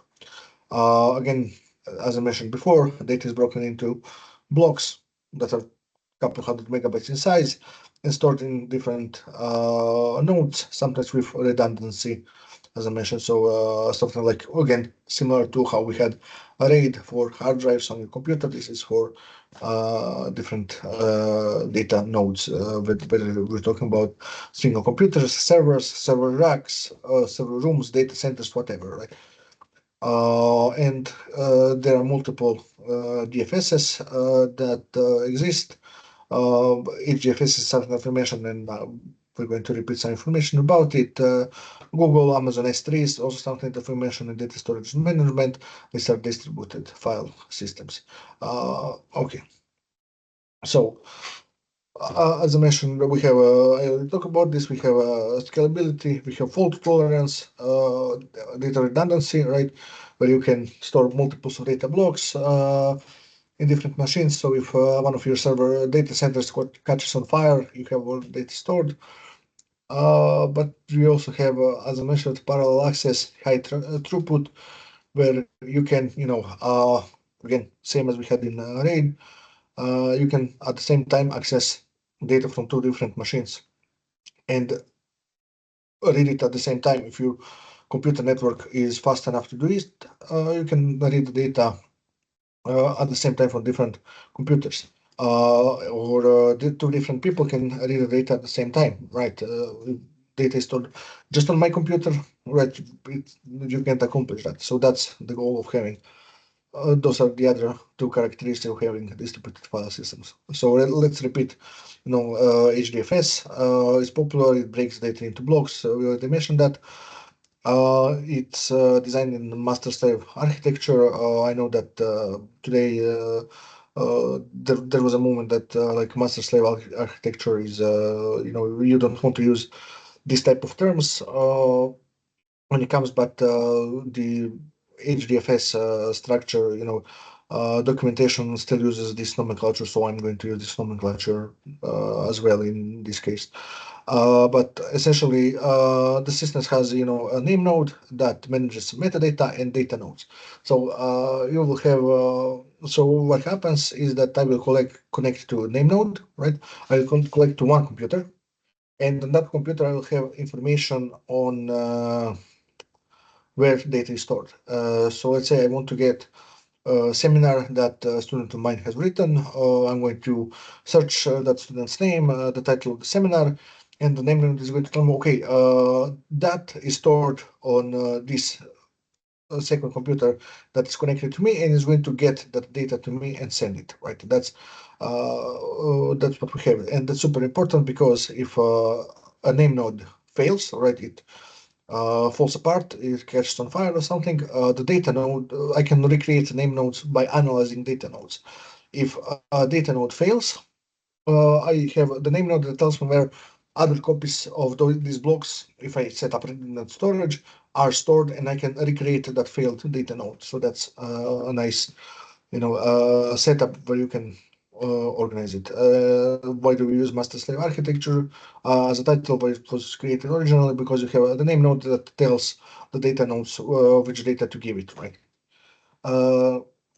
So that's again, as I mentioned, we already talk about HDFS, so we want I want to go into additional details here. And usually block replication, it says here typically 3 replicas. That's when I mean typical, that's the default value. You can set up 0 if you really want to. I would advise strongly against it.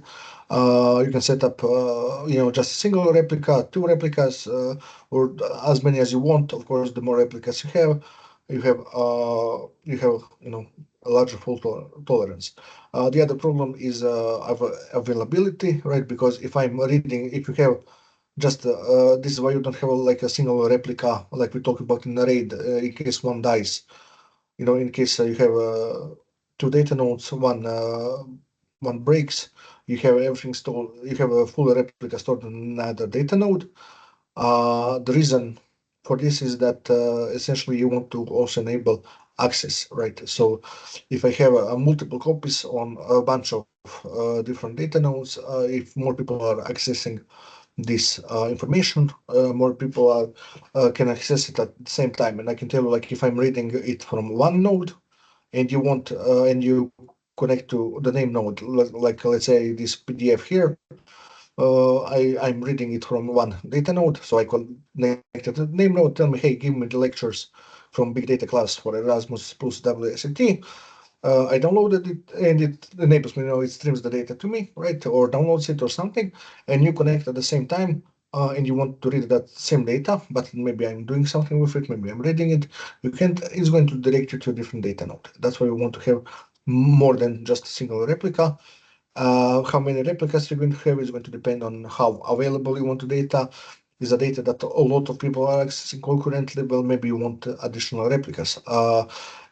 So you don't overwhelm a few nodes, right? If you want to, if it's something that's not and you want to save storage, you might have, it's something that's essentially cold storage. You just want to have some redundancy. You're going to have a single replica because not a lot of people are accessing it.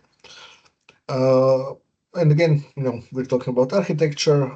Here you have that name node that has all the information about the storage. If you remember, when we talk file system, that's something like that file allocation table, a bit more complex, but something like that file allocation table you had for the FAT32 system, where it tells the information where data is stored on the file system, and then you have the computer's nodes that store the information there. Client is you or any person or computer that interacts with the name node to request files, and you have a secondary name node, which is essentially it's not a failover. So as it says here, so it's not if the first name node fails, you are going to connect to the second one. No, but it's just another computer that just periodically saves the current metadata. So if the name node fails, you aren't going to get directed to a secondary name node. You're just going to restart the original name node and get the data from the secondary name node in case there was data loss. And of course, you have block replication that ensures that data is replicated, as I mentioned. So talking about data replication fault tolerance, as I said, each data block will be replicated across multiple data nodes to enable both fault tolerance and wider access. So if one fails, you are going to be able to access it. There is automatic failover. So if if you try to connect from your perspective as a client, if you try to download a file from somewhere, you won't get informed that something happened. This file isn't available. HDFS will automatically try to access the file. If it fails for whatever reason, no network, the server is off, the disk drive died or something, it's going to automatically, after it fails once, it's going to, or twice, depending on the configuration, it's going to go to another node and get that information from you. So that's basically what benefit of HDFS from your perspective, because it assures you that you have that data availability and data integrity, because you can, again, it's a catalog system. It has the checksums that it checks to make sure that the data is valid, something that if you remember, we talked in data storage and management. So why is HDFS popular? Because it's efficient for data storage.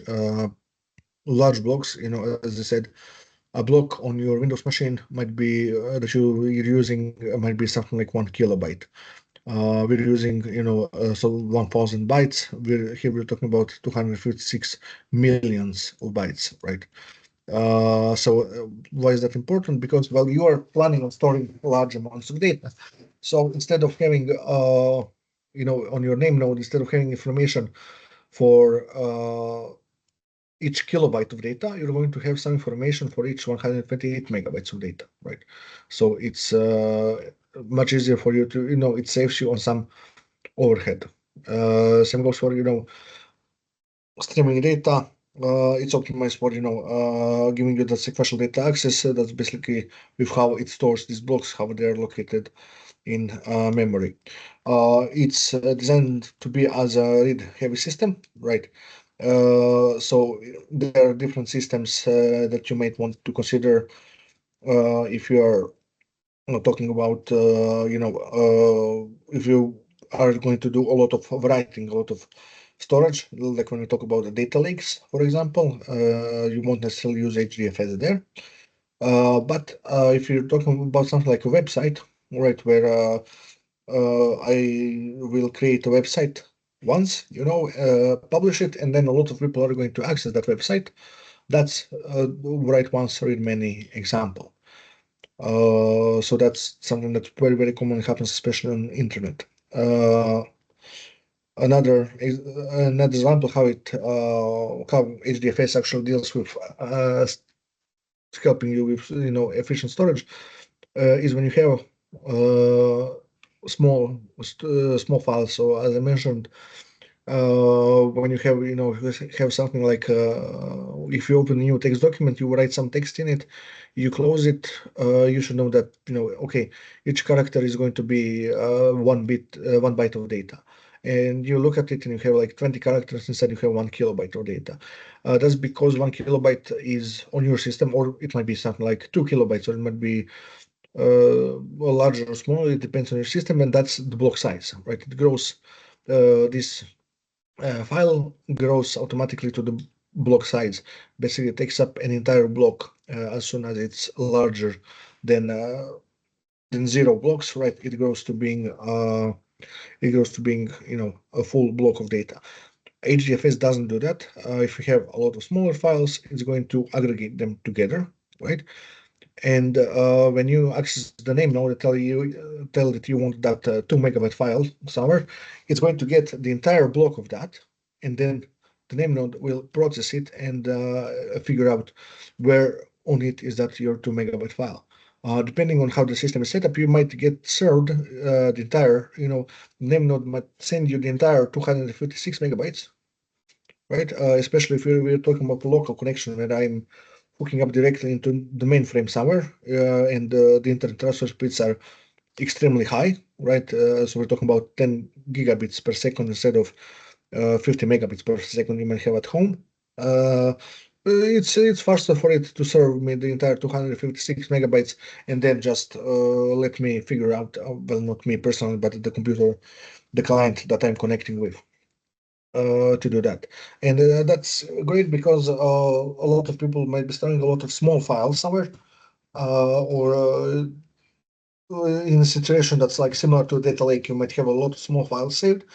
And thanks to this last block size, you won't fill up your, if you didn't aggregate files under blocks, you would fill up your data storage much faster than with this, right? Again, HDFS is not great when you want to, it's designed to be overwrite once. We know so writing operations are slow, but so it's not ideal, if you want to randomly write information or modify files that exist often, you can do it. It's not impossible to do it, right? It's not blocked, but it's going to it's not designed, it's not going to be as fast as getting the information out. So what are basically the operations that exist on HDFS? You have, file writing, file reading. It's pretty obvious. You're initiating everything as a client. You're connecting, to a name node. So if you're writing information, you're connecting, your client through an application that you've written, breaks this data into blocks, and these blocks is written to data nodes, and that is stored to name nodes. With reading, you're going to collect name nodes, and the name node is going to get that blocks from data nodes and connect to you. Again, you can do appends and modifications at certain file appends, but not at block level appends, right? So if you can change a single file, but not as long as it doesn't change it at block level, so you can add another block. So what this essentially means is that if you have a 128 megabyte file, you can't write to it anymore, right? Because it's the full block. You can create an additional block, and there are elements, there are possibilities to add additional information, but HDFS would generally prefer you to write a new block, create a new block of data. Again, block location is something which you can get. It can tell you where this block is stored through the name node. That information is stored there, on which actual physical machines it's stored, and it allows you to replicate based on that factor I already mentioned it. You can replicate, and it allows you to maintain that. So in a sense, you can rebalance stuff. So if you notice that maybe some data nodes you want to increase the number of replicated blocks that you have, you can do that. You want to if you notice that all your like you replicated data, you notice that all your replications are geographically speaking in Europe, and you want to write data information to USA or Japan or something like that, you can write you can replicate files, data blocks and files to those servers there. What are the issues with HDFS? First is latency. Again, it's created for accessing large files. Right? You have large blocks. You have 128 megabyte blocks.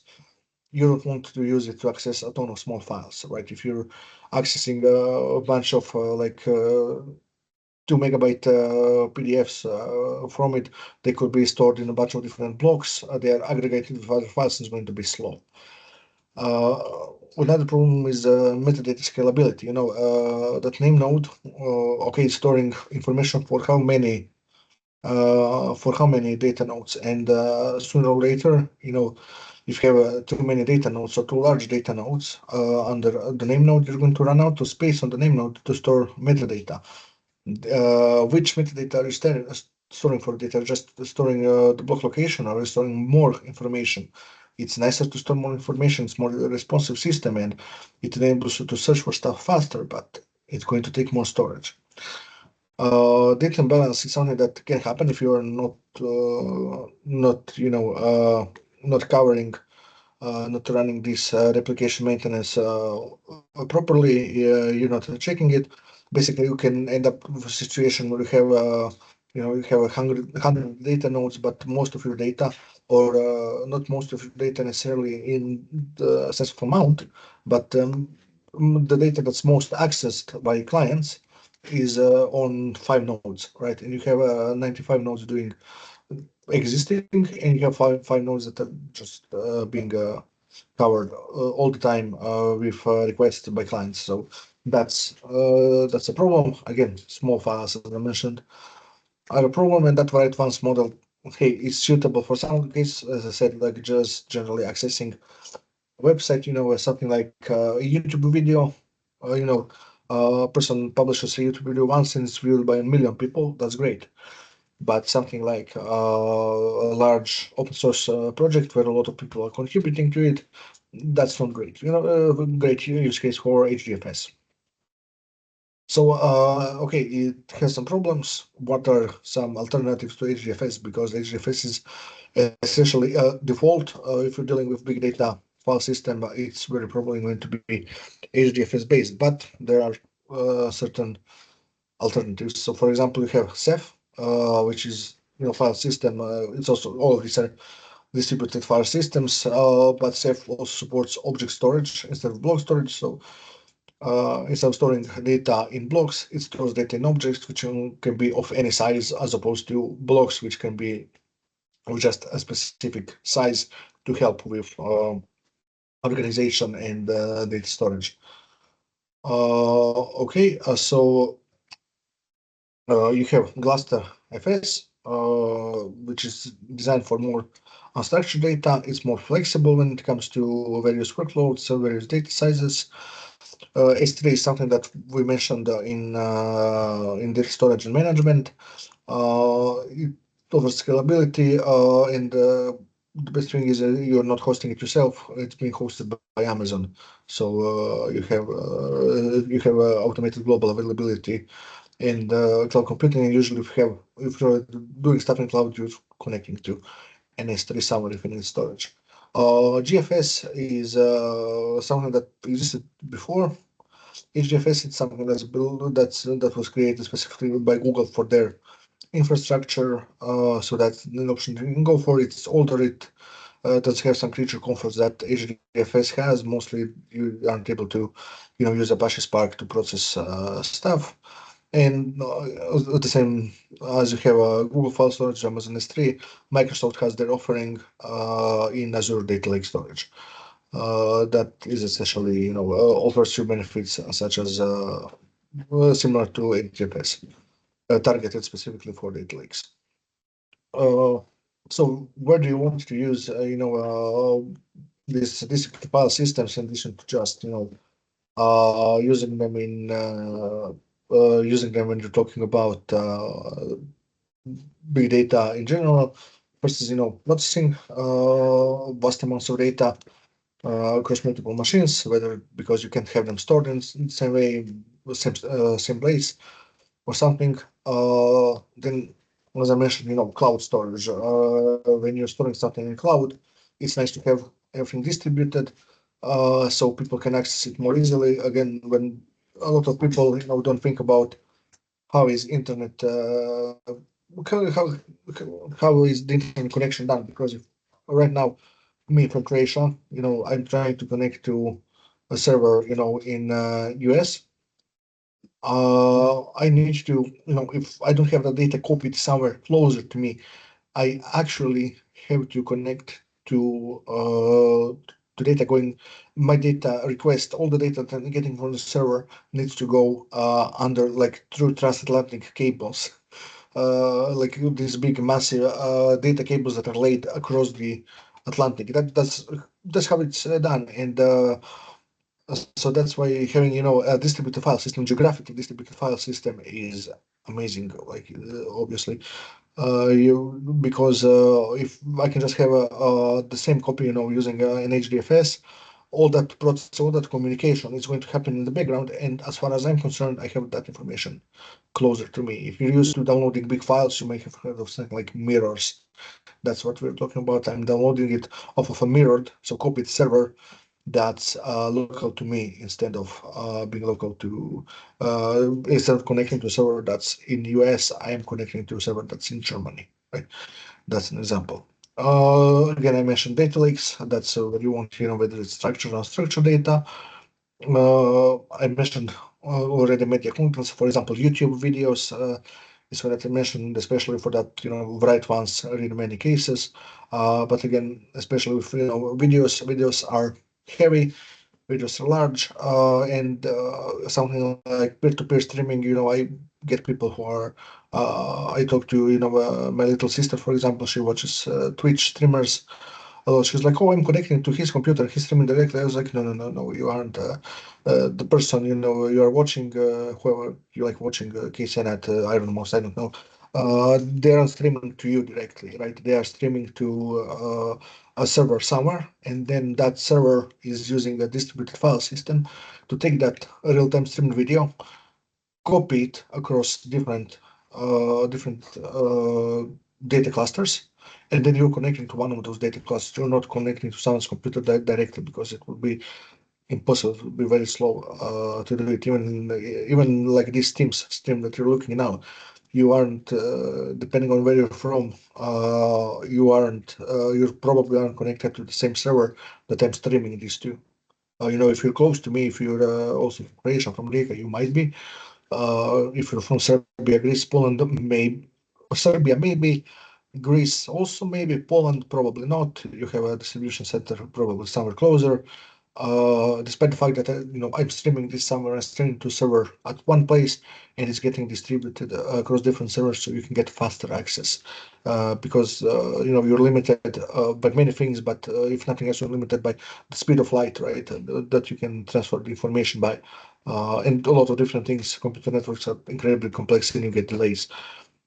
And finally, an example is I'm a scientist myself, so I always like mentioning, scientific research, uh, getting, something like I mentioned here, climate modeling. You can't repeat data, right? You can't go and remeasure something that happened in 1980s. So getting data sets like that, it's very important to not only have them available, right? Have them redundantly stored because if they get deleted, you can't recollect them, right? Again, it's not something where I can go repeat the experiment. I can remeasure the temperatures in the 1985, but I can just go and remeasure that. So having said like that's stored, but also distributed and enabling it to, for example, avoid the research. We have like multiple hospitals collaborating on collecting data. That's something that's done very commonly these days, where we can all write the data to a single source, and we all have access to that data. And me, the researcher who's going to do some machine learning analysis, is somewhere else doing that analysis, right? Getting using a distributed file system can be very, very useful here. Even here distributing stuff where I'm sending you, this video, so I'm sending you the files, the presentation files for this course. That's done using a distributed file system because Google Drive uses GFS to actually get that data distributed and available to you and me for uploads. So essentially today, if you're using internet, you're using distributed file systems. So let's talk about the two elements. I mentioned one, data replication. I'm going to go more in depth in it, and I'm going to talk about data partitioning. That basically cover this just in a bit more detail to help you understand it. So data partitioning is where you have a data set. Let's say something like, okay, I'm just thinking for an example that I can use here that might be close to you, something like, let's say a YouTube channel, right? I'm posting videos to YouTube, and how am I going to have this? Well, one example is data partitioning. Is where am I storing that? I can store, 100 videos on a single machine. Let's say they're too large. So what we're going to do, we're going to partition that data set, those 100 videos, right? We're going to partition, we're going to shard it, like a shard of something when you break, like you take a piece of glass, you break it, and you get shards, right? That's where sharding as a process comes from. And we're going to split on it based on certain attributes, certain information. And we can do this, across multiple servers. And we can do this using, horizontal partitioning or vertical partitioning. So, for example, let's say I'm a bank, and I know that my clients, do I want to have all the information of all of my clients stored locally? It's not necessary. I don't need to have a big data center in Croatia. If I'm like a World Bank, I want to have a big data center in Croatia and in Germany and and here and there, and in each location that I'm operating in, right? I want to have I want to have data for my Croatian citizens, right? Is going to be on the server in Croatia. If we are from Serbia, I'm going to have a server in Belgrade. If you're Greek, maybe my banking server is going to be in Athens, containing data from my Greek customers, because we are splitting it because I'm assuming, right, that in most cases, when if a client checks the balance, if I'm Croatian, I'm going to connect to Croatian server to check the balance, and that's what's going to happen in most cases, right? Uh, if you're Greek, you're probably going to be connecting to a Greek server. Your server in Greece, it's much easier for you to reach that server. Of course, it's not perfect, right? But it's assuming that, like, hey, if I go to Serbia and I want to check my bank balance, okay, it's going to be a bit slower for me because my data is actually stored. I'm going to connect to a server in Serbia, and it's going to tell me like, oh, the server is going to be like, when we mentioned that HDFS can automatically like get the data if it's not available. We're going to whatever distributed file system they're using, and they'll be like, oh, the data for Sandy isn't available here.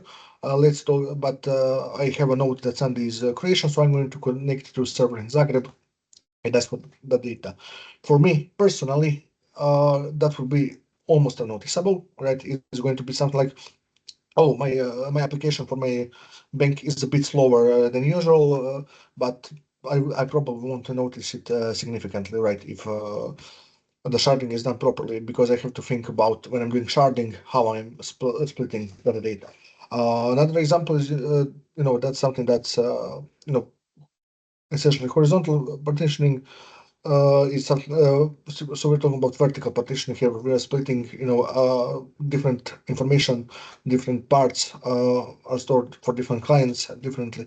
We can talk about, horizontal or vertical partitioning, different stuff. Like, for example, if I'm checking, for example, right now, my bank has, I don't know, they have built a very cheap data center in Latvia, right? It's the land is cheaper, the electricity is cheaper than building it in Germany or in Croatia or in Greece, right? So they went to someplace they like where it's cheap, and they built a massive data center there. And they want to utilize sharding to store as much data there instead of here. So what are they going to do? Are they going to horizontally partition using timestamps, right? Because if I'm connecting and I'm checking my balance and I'm checking, my incoming and outgoing transactions, I'm probably just checking what happened in the last day or two. So that last day or two or a week or a month can be kept locally, right, on the local server. And once that month passes, it's going to go into that massive data center they built very cheaply somewhere,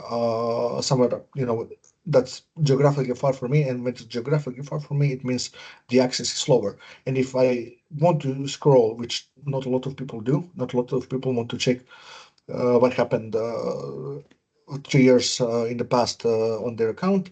Uh, the application requesting that data is automatically going to get redirected to that server.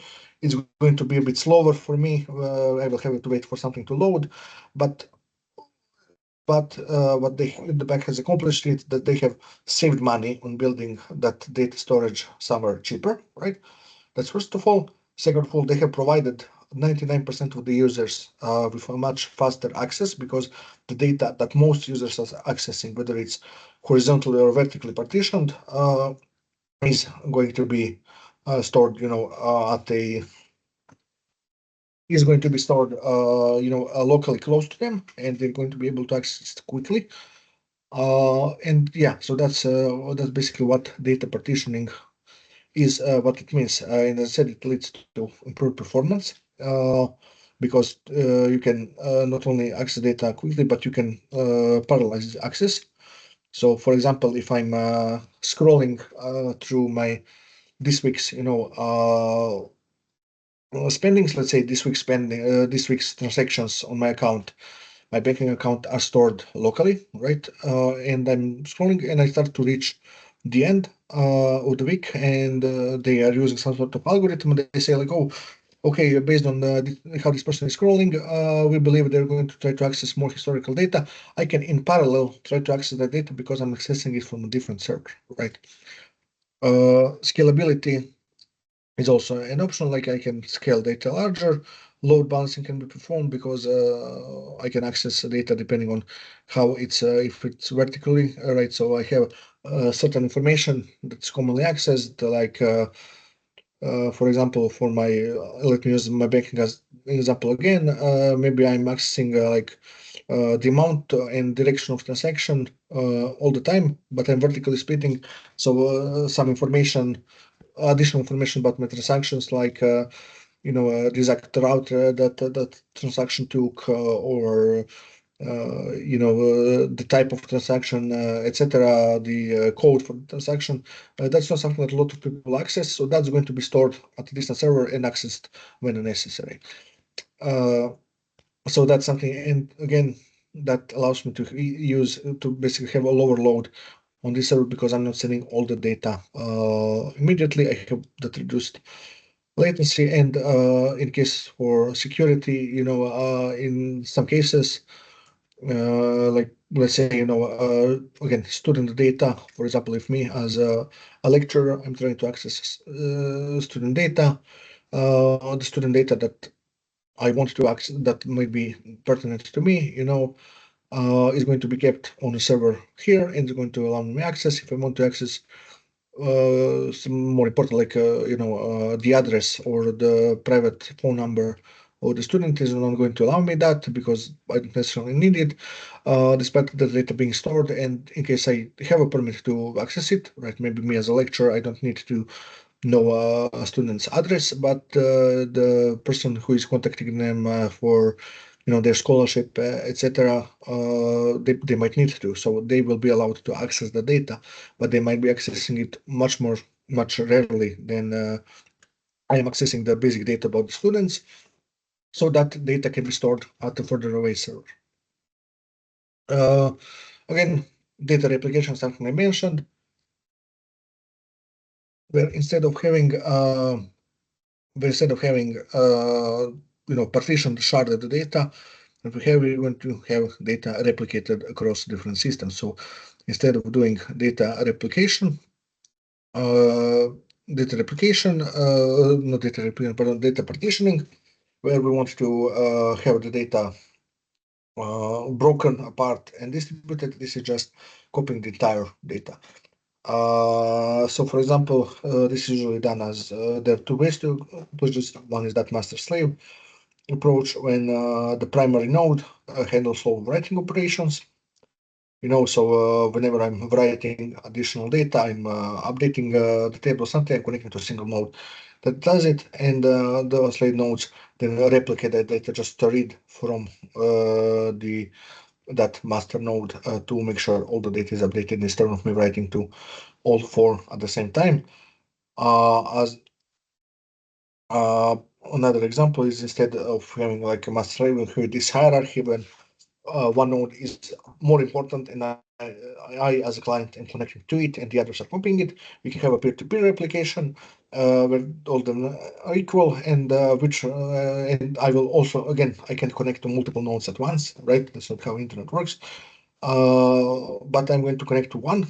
I'm going to send my data to one of them, and then they are going to replicate data. How that one is going to be selected? Well, it's going to be selected maybe by which is closer to me. And this is an example of, for example, where we're using videos. I have a YouTube channel, as I started, as I mentioned before, as an example of data replication.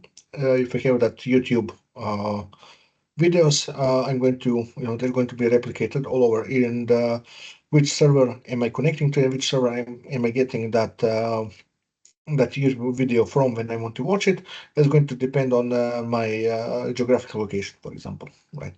So if so as I mentioned before, looking at these teams, if you are from Poland and you're looking at this video, you probably aren't looking at it as the same server that someone from Greece is, right? Because it's been that this data has been replicated. So what the data replication allows you is essentially to have higher availability, right? You want to essentially have it's available in different places. If something breaks, you can access it. And it's available faster. Reading scalability is possible again. YouTube video or Twitch stream or something. We're looking, hundreds of people are looking at it. If one node is getting overwhelmed, there are too many people. I can easily throw some of them to another node to have them get data from there. Disaster recovery, not very different from fault tolerance. If something happens, I have the data stored otherwise. And again, same with durability, if there is something like corruption happens due to error in writing or something like that, that data is stored in multiple locations, I can easily recreate it. So again, when do you want to use partitioning? When do you want to use application replication? Well, it depends. For example, partitioning will improve performance when distributing data, sending data, while replication improves data availability and errors. So partitioning does nothing for data availability across multiple people. It might make data more quickly available, certain data more quickly available to me, right? But it won't make it more available for everyone. As it writes here, partitioning is mainly concerned with optimizing data, how data is processed, the speed of processing. So it all happens closer to you and it's faster. Well, the application makes sure that you can access that no matter what happens. So if a server goes down, you can access it on a different server. Usually, you use them together.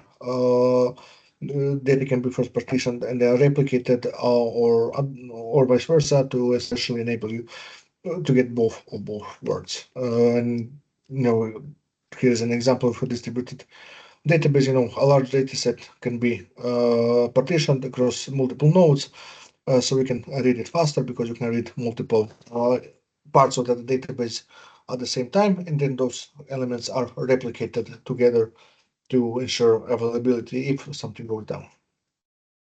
Okay, so what is data integrity? We mentioned data integrity a couple of times. What does it mean? What essentially is data integrity and data essentially consistency?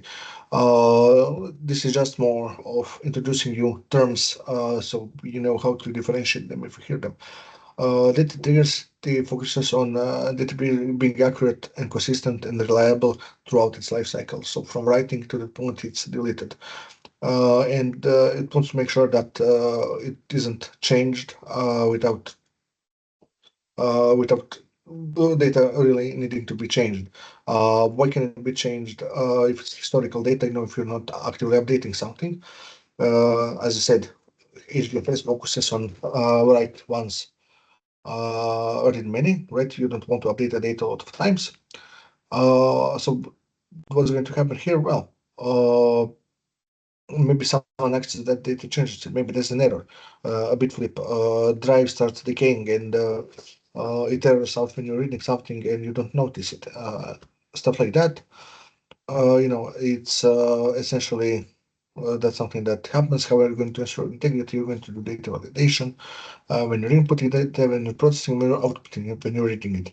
Maybe not every time, right? Because you want to make sure that it's fast whenever, but you're going to occasionally read it. And yeah, that's we want essentially trustworthy data. You want the data that is correct in the same way that it's written. Same goes, data corruption can introduce you errors down the line if you're using this for analysis.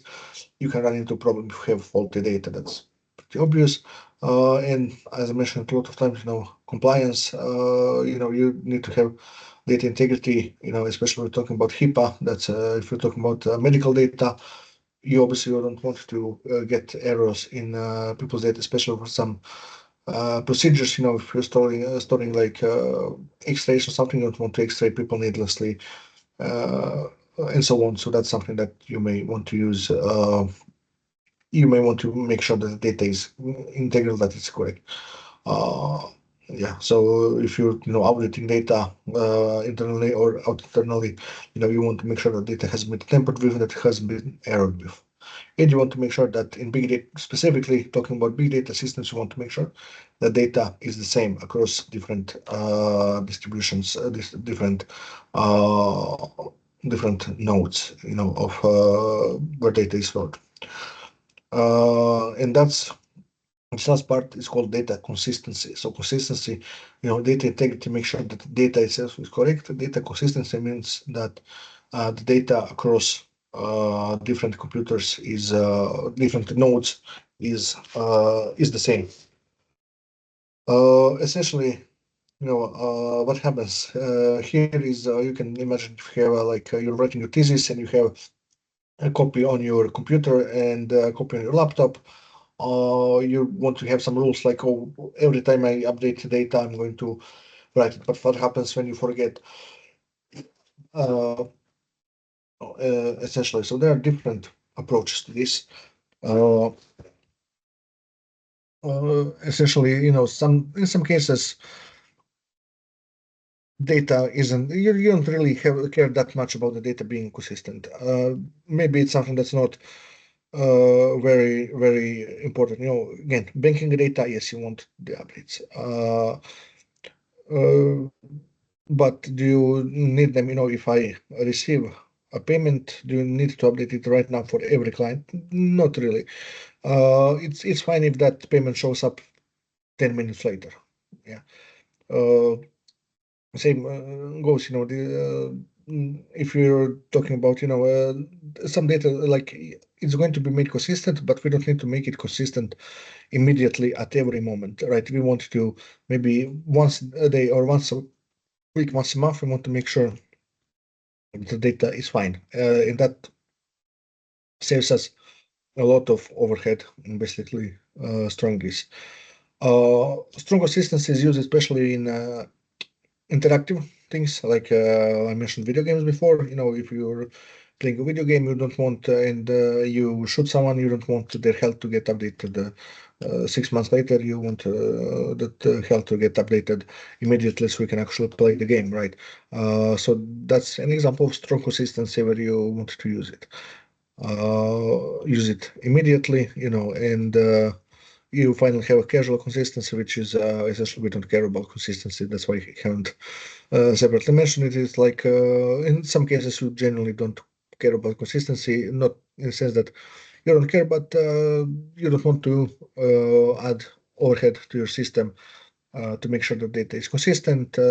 Maybe data itself isn't massively important. Maybe small errors in data aren't going to cause a massive problem, right?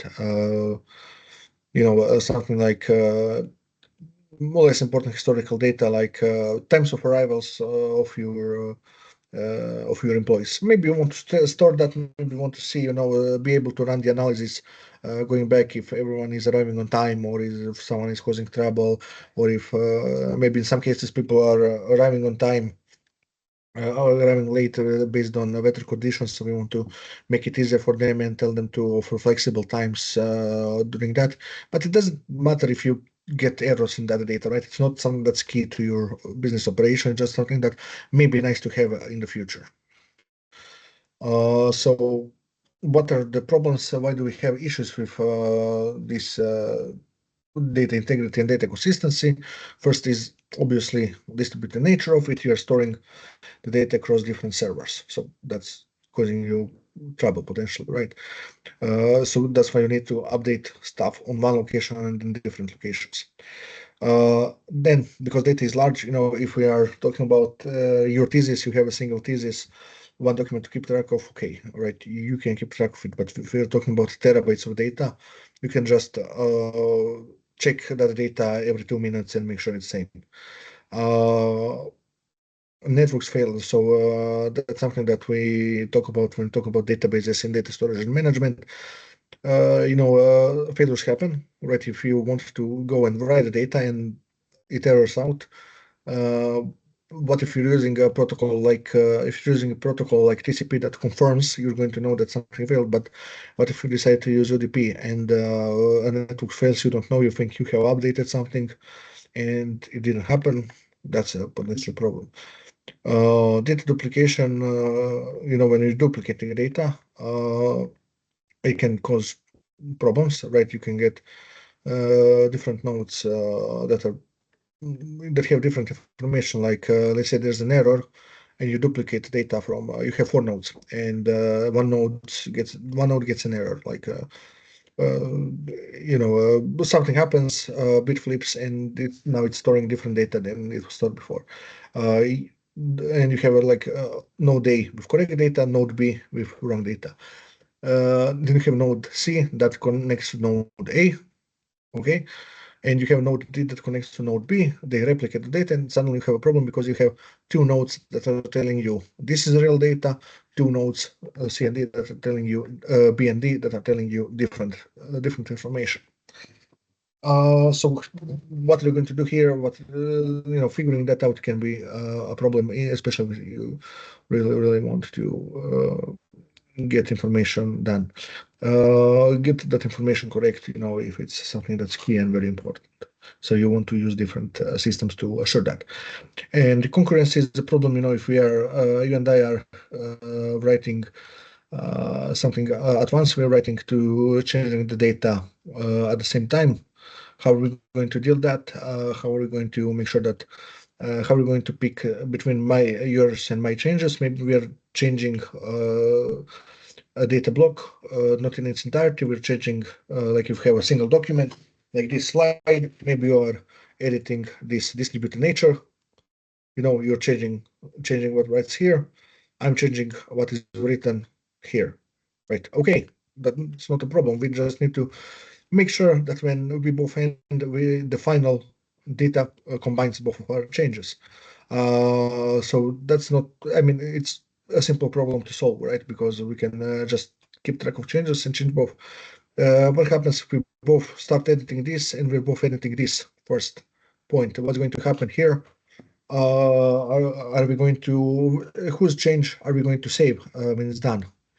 Yours or mine? Are we going to save two different versions? Those are all solutions, right? Maybe you're going to save the first person, right? So you change it, then I try to save it after you. Is going to tell me, hey, someone changed something. You can save this, right? You can overwrite it. There were other changes. Check that changes, and then save it over if you still want to change it. The other approach is going to be just seniority. So you make a change, and they make a change. The system goes, so well, he is a student, he is a lecturer, so I'm going to follow the lecturers, right? What lecturer made the change to, so I'm going to accept that. And the fourth is just let's store both files and let people know that something happened when they try to access it next time, and they can essentially, I'm not making the decision. The next person that connects or the admin I'm going to notify is going to make the decision about which is the real file, or I'm simply going to fork it and say that this person will connect to this version of the file and this person will connect to a different version of the file. Those are some possible concurrency solutions that may happen to you. Okay, so what are the strategies that you have, to assure that integrity and consistency exists between data? First is have distributed transactions. Essentially have, if you remember, the term transaction when we're talking about data storage means it needs to be complete, right? So a transaction, you can do a part of a transaction, right? If you're updating 10 rows or something, you need to do all 10 rows. If not, you roll it back. And you can use that sort of an approach and distribute it and make sure all the data is updated everywhere. And only then you can confirm the change, right? If you fail to confirm the change along the files, you won't do it. You will roll it back and then try again or change something. Data validation is essentially, your rules that you're checking whether the data is fine, when you're entering it, when you're processing it, before restoring it, and you can also check it during storage or where you're checking out the data. You go to download the file, and the system checks and goes like, wait, this is different than it was when it was uploaded. The checksum has changed. I don't have a noted change here. Maybe this file may be corrupted or something like that. You have, as I mentioned, quorum-based voting. You have some protocols, Paxos or Raft, that determine consensus, essentially. The simplest way to think of this is like I have 10 systems, 2 systems tell me an error, 8 systems tell me 2 systems give me one version of a file, 8 systems give me a second version of file. I'm going to assume these 2 are in error and these 8 are correct, right? In some cases that might work, in some cases it might not. As mentioned, you can keep different versions with timestamps. Something, if you're a programmer, you have probably heard of Git or Subversion as a version control, or something like that. So you can keep different versions of your files and just tell them like, hey, this was changed, this was changed. If you're using Google Docs or something like that, this is something that is built in, so you can like go back to older versions of files, etc. And obviously you could have how are you going to conflict resolution that I mentioned as last write wins. You have the person who wrote last, are you going to try to merge changes, etc. Those are some ways you can try to resolve conflicts in the files. Okay, so consistency isn't, consistency versus availability. Consistency, the more consistent you make a system, the less available it is. If you go to its ultimate logic, like consistency, where the only thing that the system does is checks whether the file is valid. So it constantly checks the checksum or something like that. You won't be able to access the file because it's constantly being checked, right? And that's how to make sure that the file is consistent. If you can't access it at all, it's going to be consistent. On the other hand, you want to have the file available and you want to have it completely available. So we have that trade-off between it, and you have this TAP theorem, which states that a distributed system can only guarantee 2 of the 3 following properties: consistency, availability, and partition tolerance. So consistency will assure that all nodes have the same data after the write operation, but again, that may lead to reduced availability. Availability will ensure that whatever request happens receives a response. So whether you want to write somewhere, you want to read a file, but hey, it might not. For example, I'm trying to write a file, but I know that one of my nodes is down. Am I going to refuse that write and tell my client that, hey, I'm not writing here because some nodes are unavailable? But if I care about consistency, right, ultimately, that's something that I may do. And I might say like, hey, we can't replicate this across all the copies. I probably won't write it like that. I'm probably going to do something, do some checking, do some storage and there, but it won't be necessarily available, right? And finally, partition tolerance is essentially if the system has been partitioned, right? If we broke it apart, what happens if there's an error regarding that? One partition isn't available, etc. Yeah, you can't guarantee all 3 systems. You can guarantee consistency and availability, but you can partition your system nicely in that cases. You can have partitions and you can have availability completely covered, but you can guarantee that your system is going to be consistent. And you can have partitions, you can split your files however you want, and you can have consistent access, right? But availability might be a problem then, right? Because you need to make sure this is fine across different partitions of data, across different splits of data. So that's a problem. What usually happens is that more big data systems will prioritize availability and partition. This is something that I've seen, confuse students. Like, what do you mean? But you want data consistent? Yes, but again, we aren't talking about 100 data points. We're talking about millions of data points, right?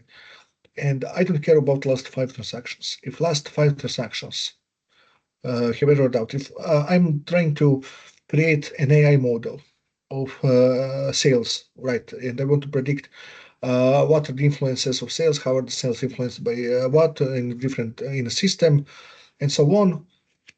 I can do that, right? And I don't care if I get five, if there is, if I'm getting data for that, I don't care that the last couple of transactions haven't been stored properly, right? Because I have millions of transactions going back. Again, it depends on some systems whether I want, like in science, maybe we're storing, we want everything, all the measurements correct. We're going to prioritize that. But in general, if we're storing some information, if we lose some data because data wasn't available, well, we're going to leave it. Think of it this way: if you're connecting to YouTube, right, and you get an error, right, uh, you get like this video isn't available. How much of a loss is that for Google? Well, you're probably going to be like, oh, that's weird. Refresh, and you'll get the video, right? Google hasn't lost anything, right? They have failed at the availability. They didn't serve you the video that you wanted at the moment that you wanted, because they wanted to prioritize something else, right? They sacrificed availability for you, but they didn't really sacrifice anything because you just refreshed the picture. You probably won't go to YouTube, not get the video served to you and be like, oh, I'm swearing off YouTube forever. But you will try to refresh it, or you will come back later or something like that, right? So that's a decision that developer or development teams will make to figure out what is essentially what is the approach they want to use regarding the trade-offs between consistency and availability. Okay, so that's it for today. We're going to discuss. So we have 4 more lectures. One is tomorrow, if I'm not mistaken, and then next week we have 2 more. Uh, Tomorrow we're going to discuss the data processing and analytics. How this topic is here. Basically, we're going to discuss the difference between batch processing, in which cases you want to use batch processing versus stream processing, etc. And after that, we have 2 more lectures to discuss the following topics. So that's pretty much it. I forgot to mention at the start. I hope you're still alive. This class doesn't have any exams or anything like that, so there's nothing you need to do to pass the class. You just need to attend the class or watch it online or something like that. So don't worry about anything like that in this class. Okay, so that's it. Does anyone have any sort of questions or anything like that? If not, I'm going to end the lecture. You can always feel free to email me over the my email. I'm going to write it in chat, or if you don't have it, you can just message the official email of the Erasmus Plus WICT. Okay, so that's it. Thank you very much for attending. I see no one is raising a hand or writing anything, so I'm going to end the class now. Thank you very much, and see you in the next class, I hope. Goodbye.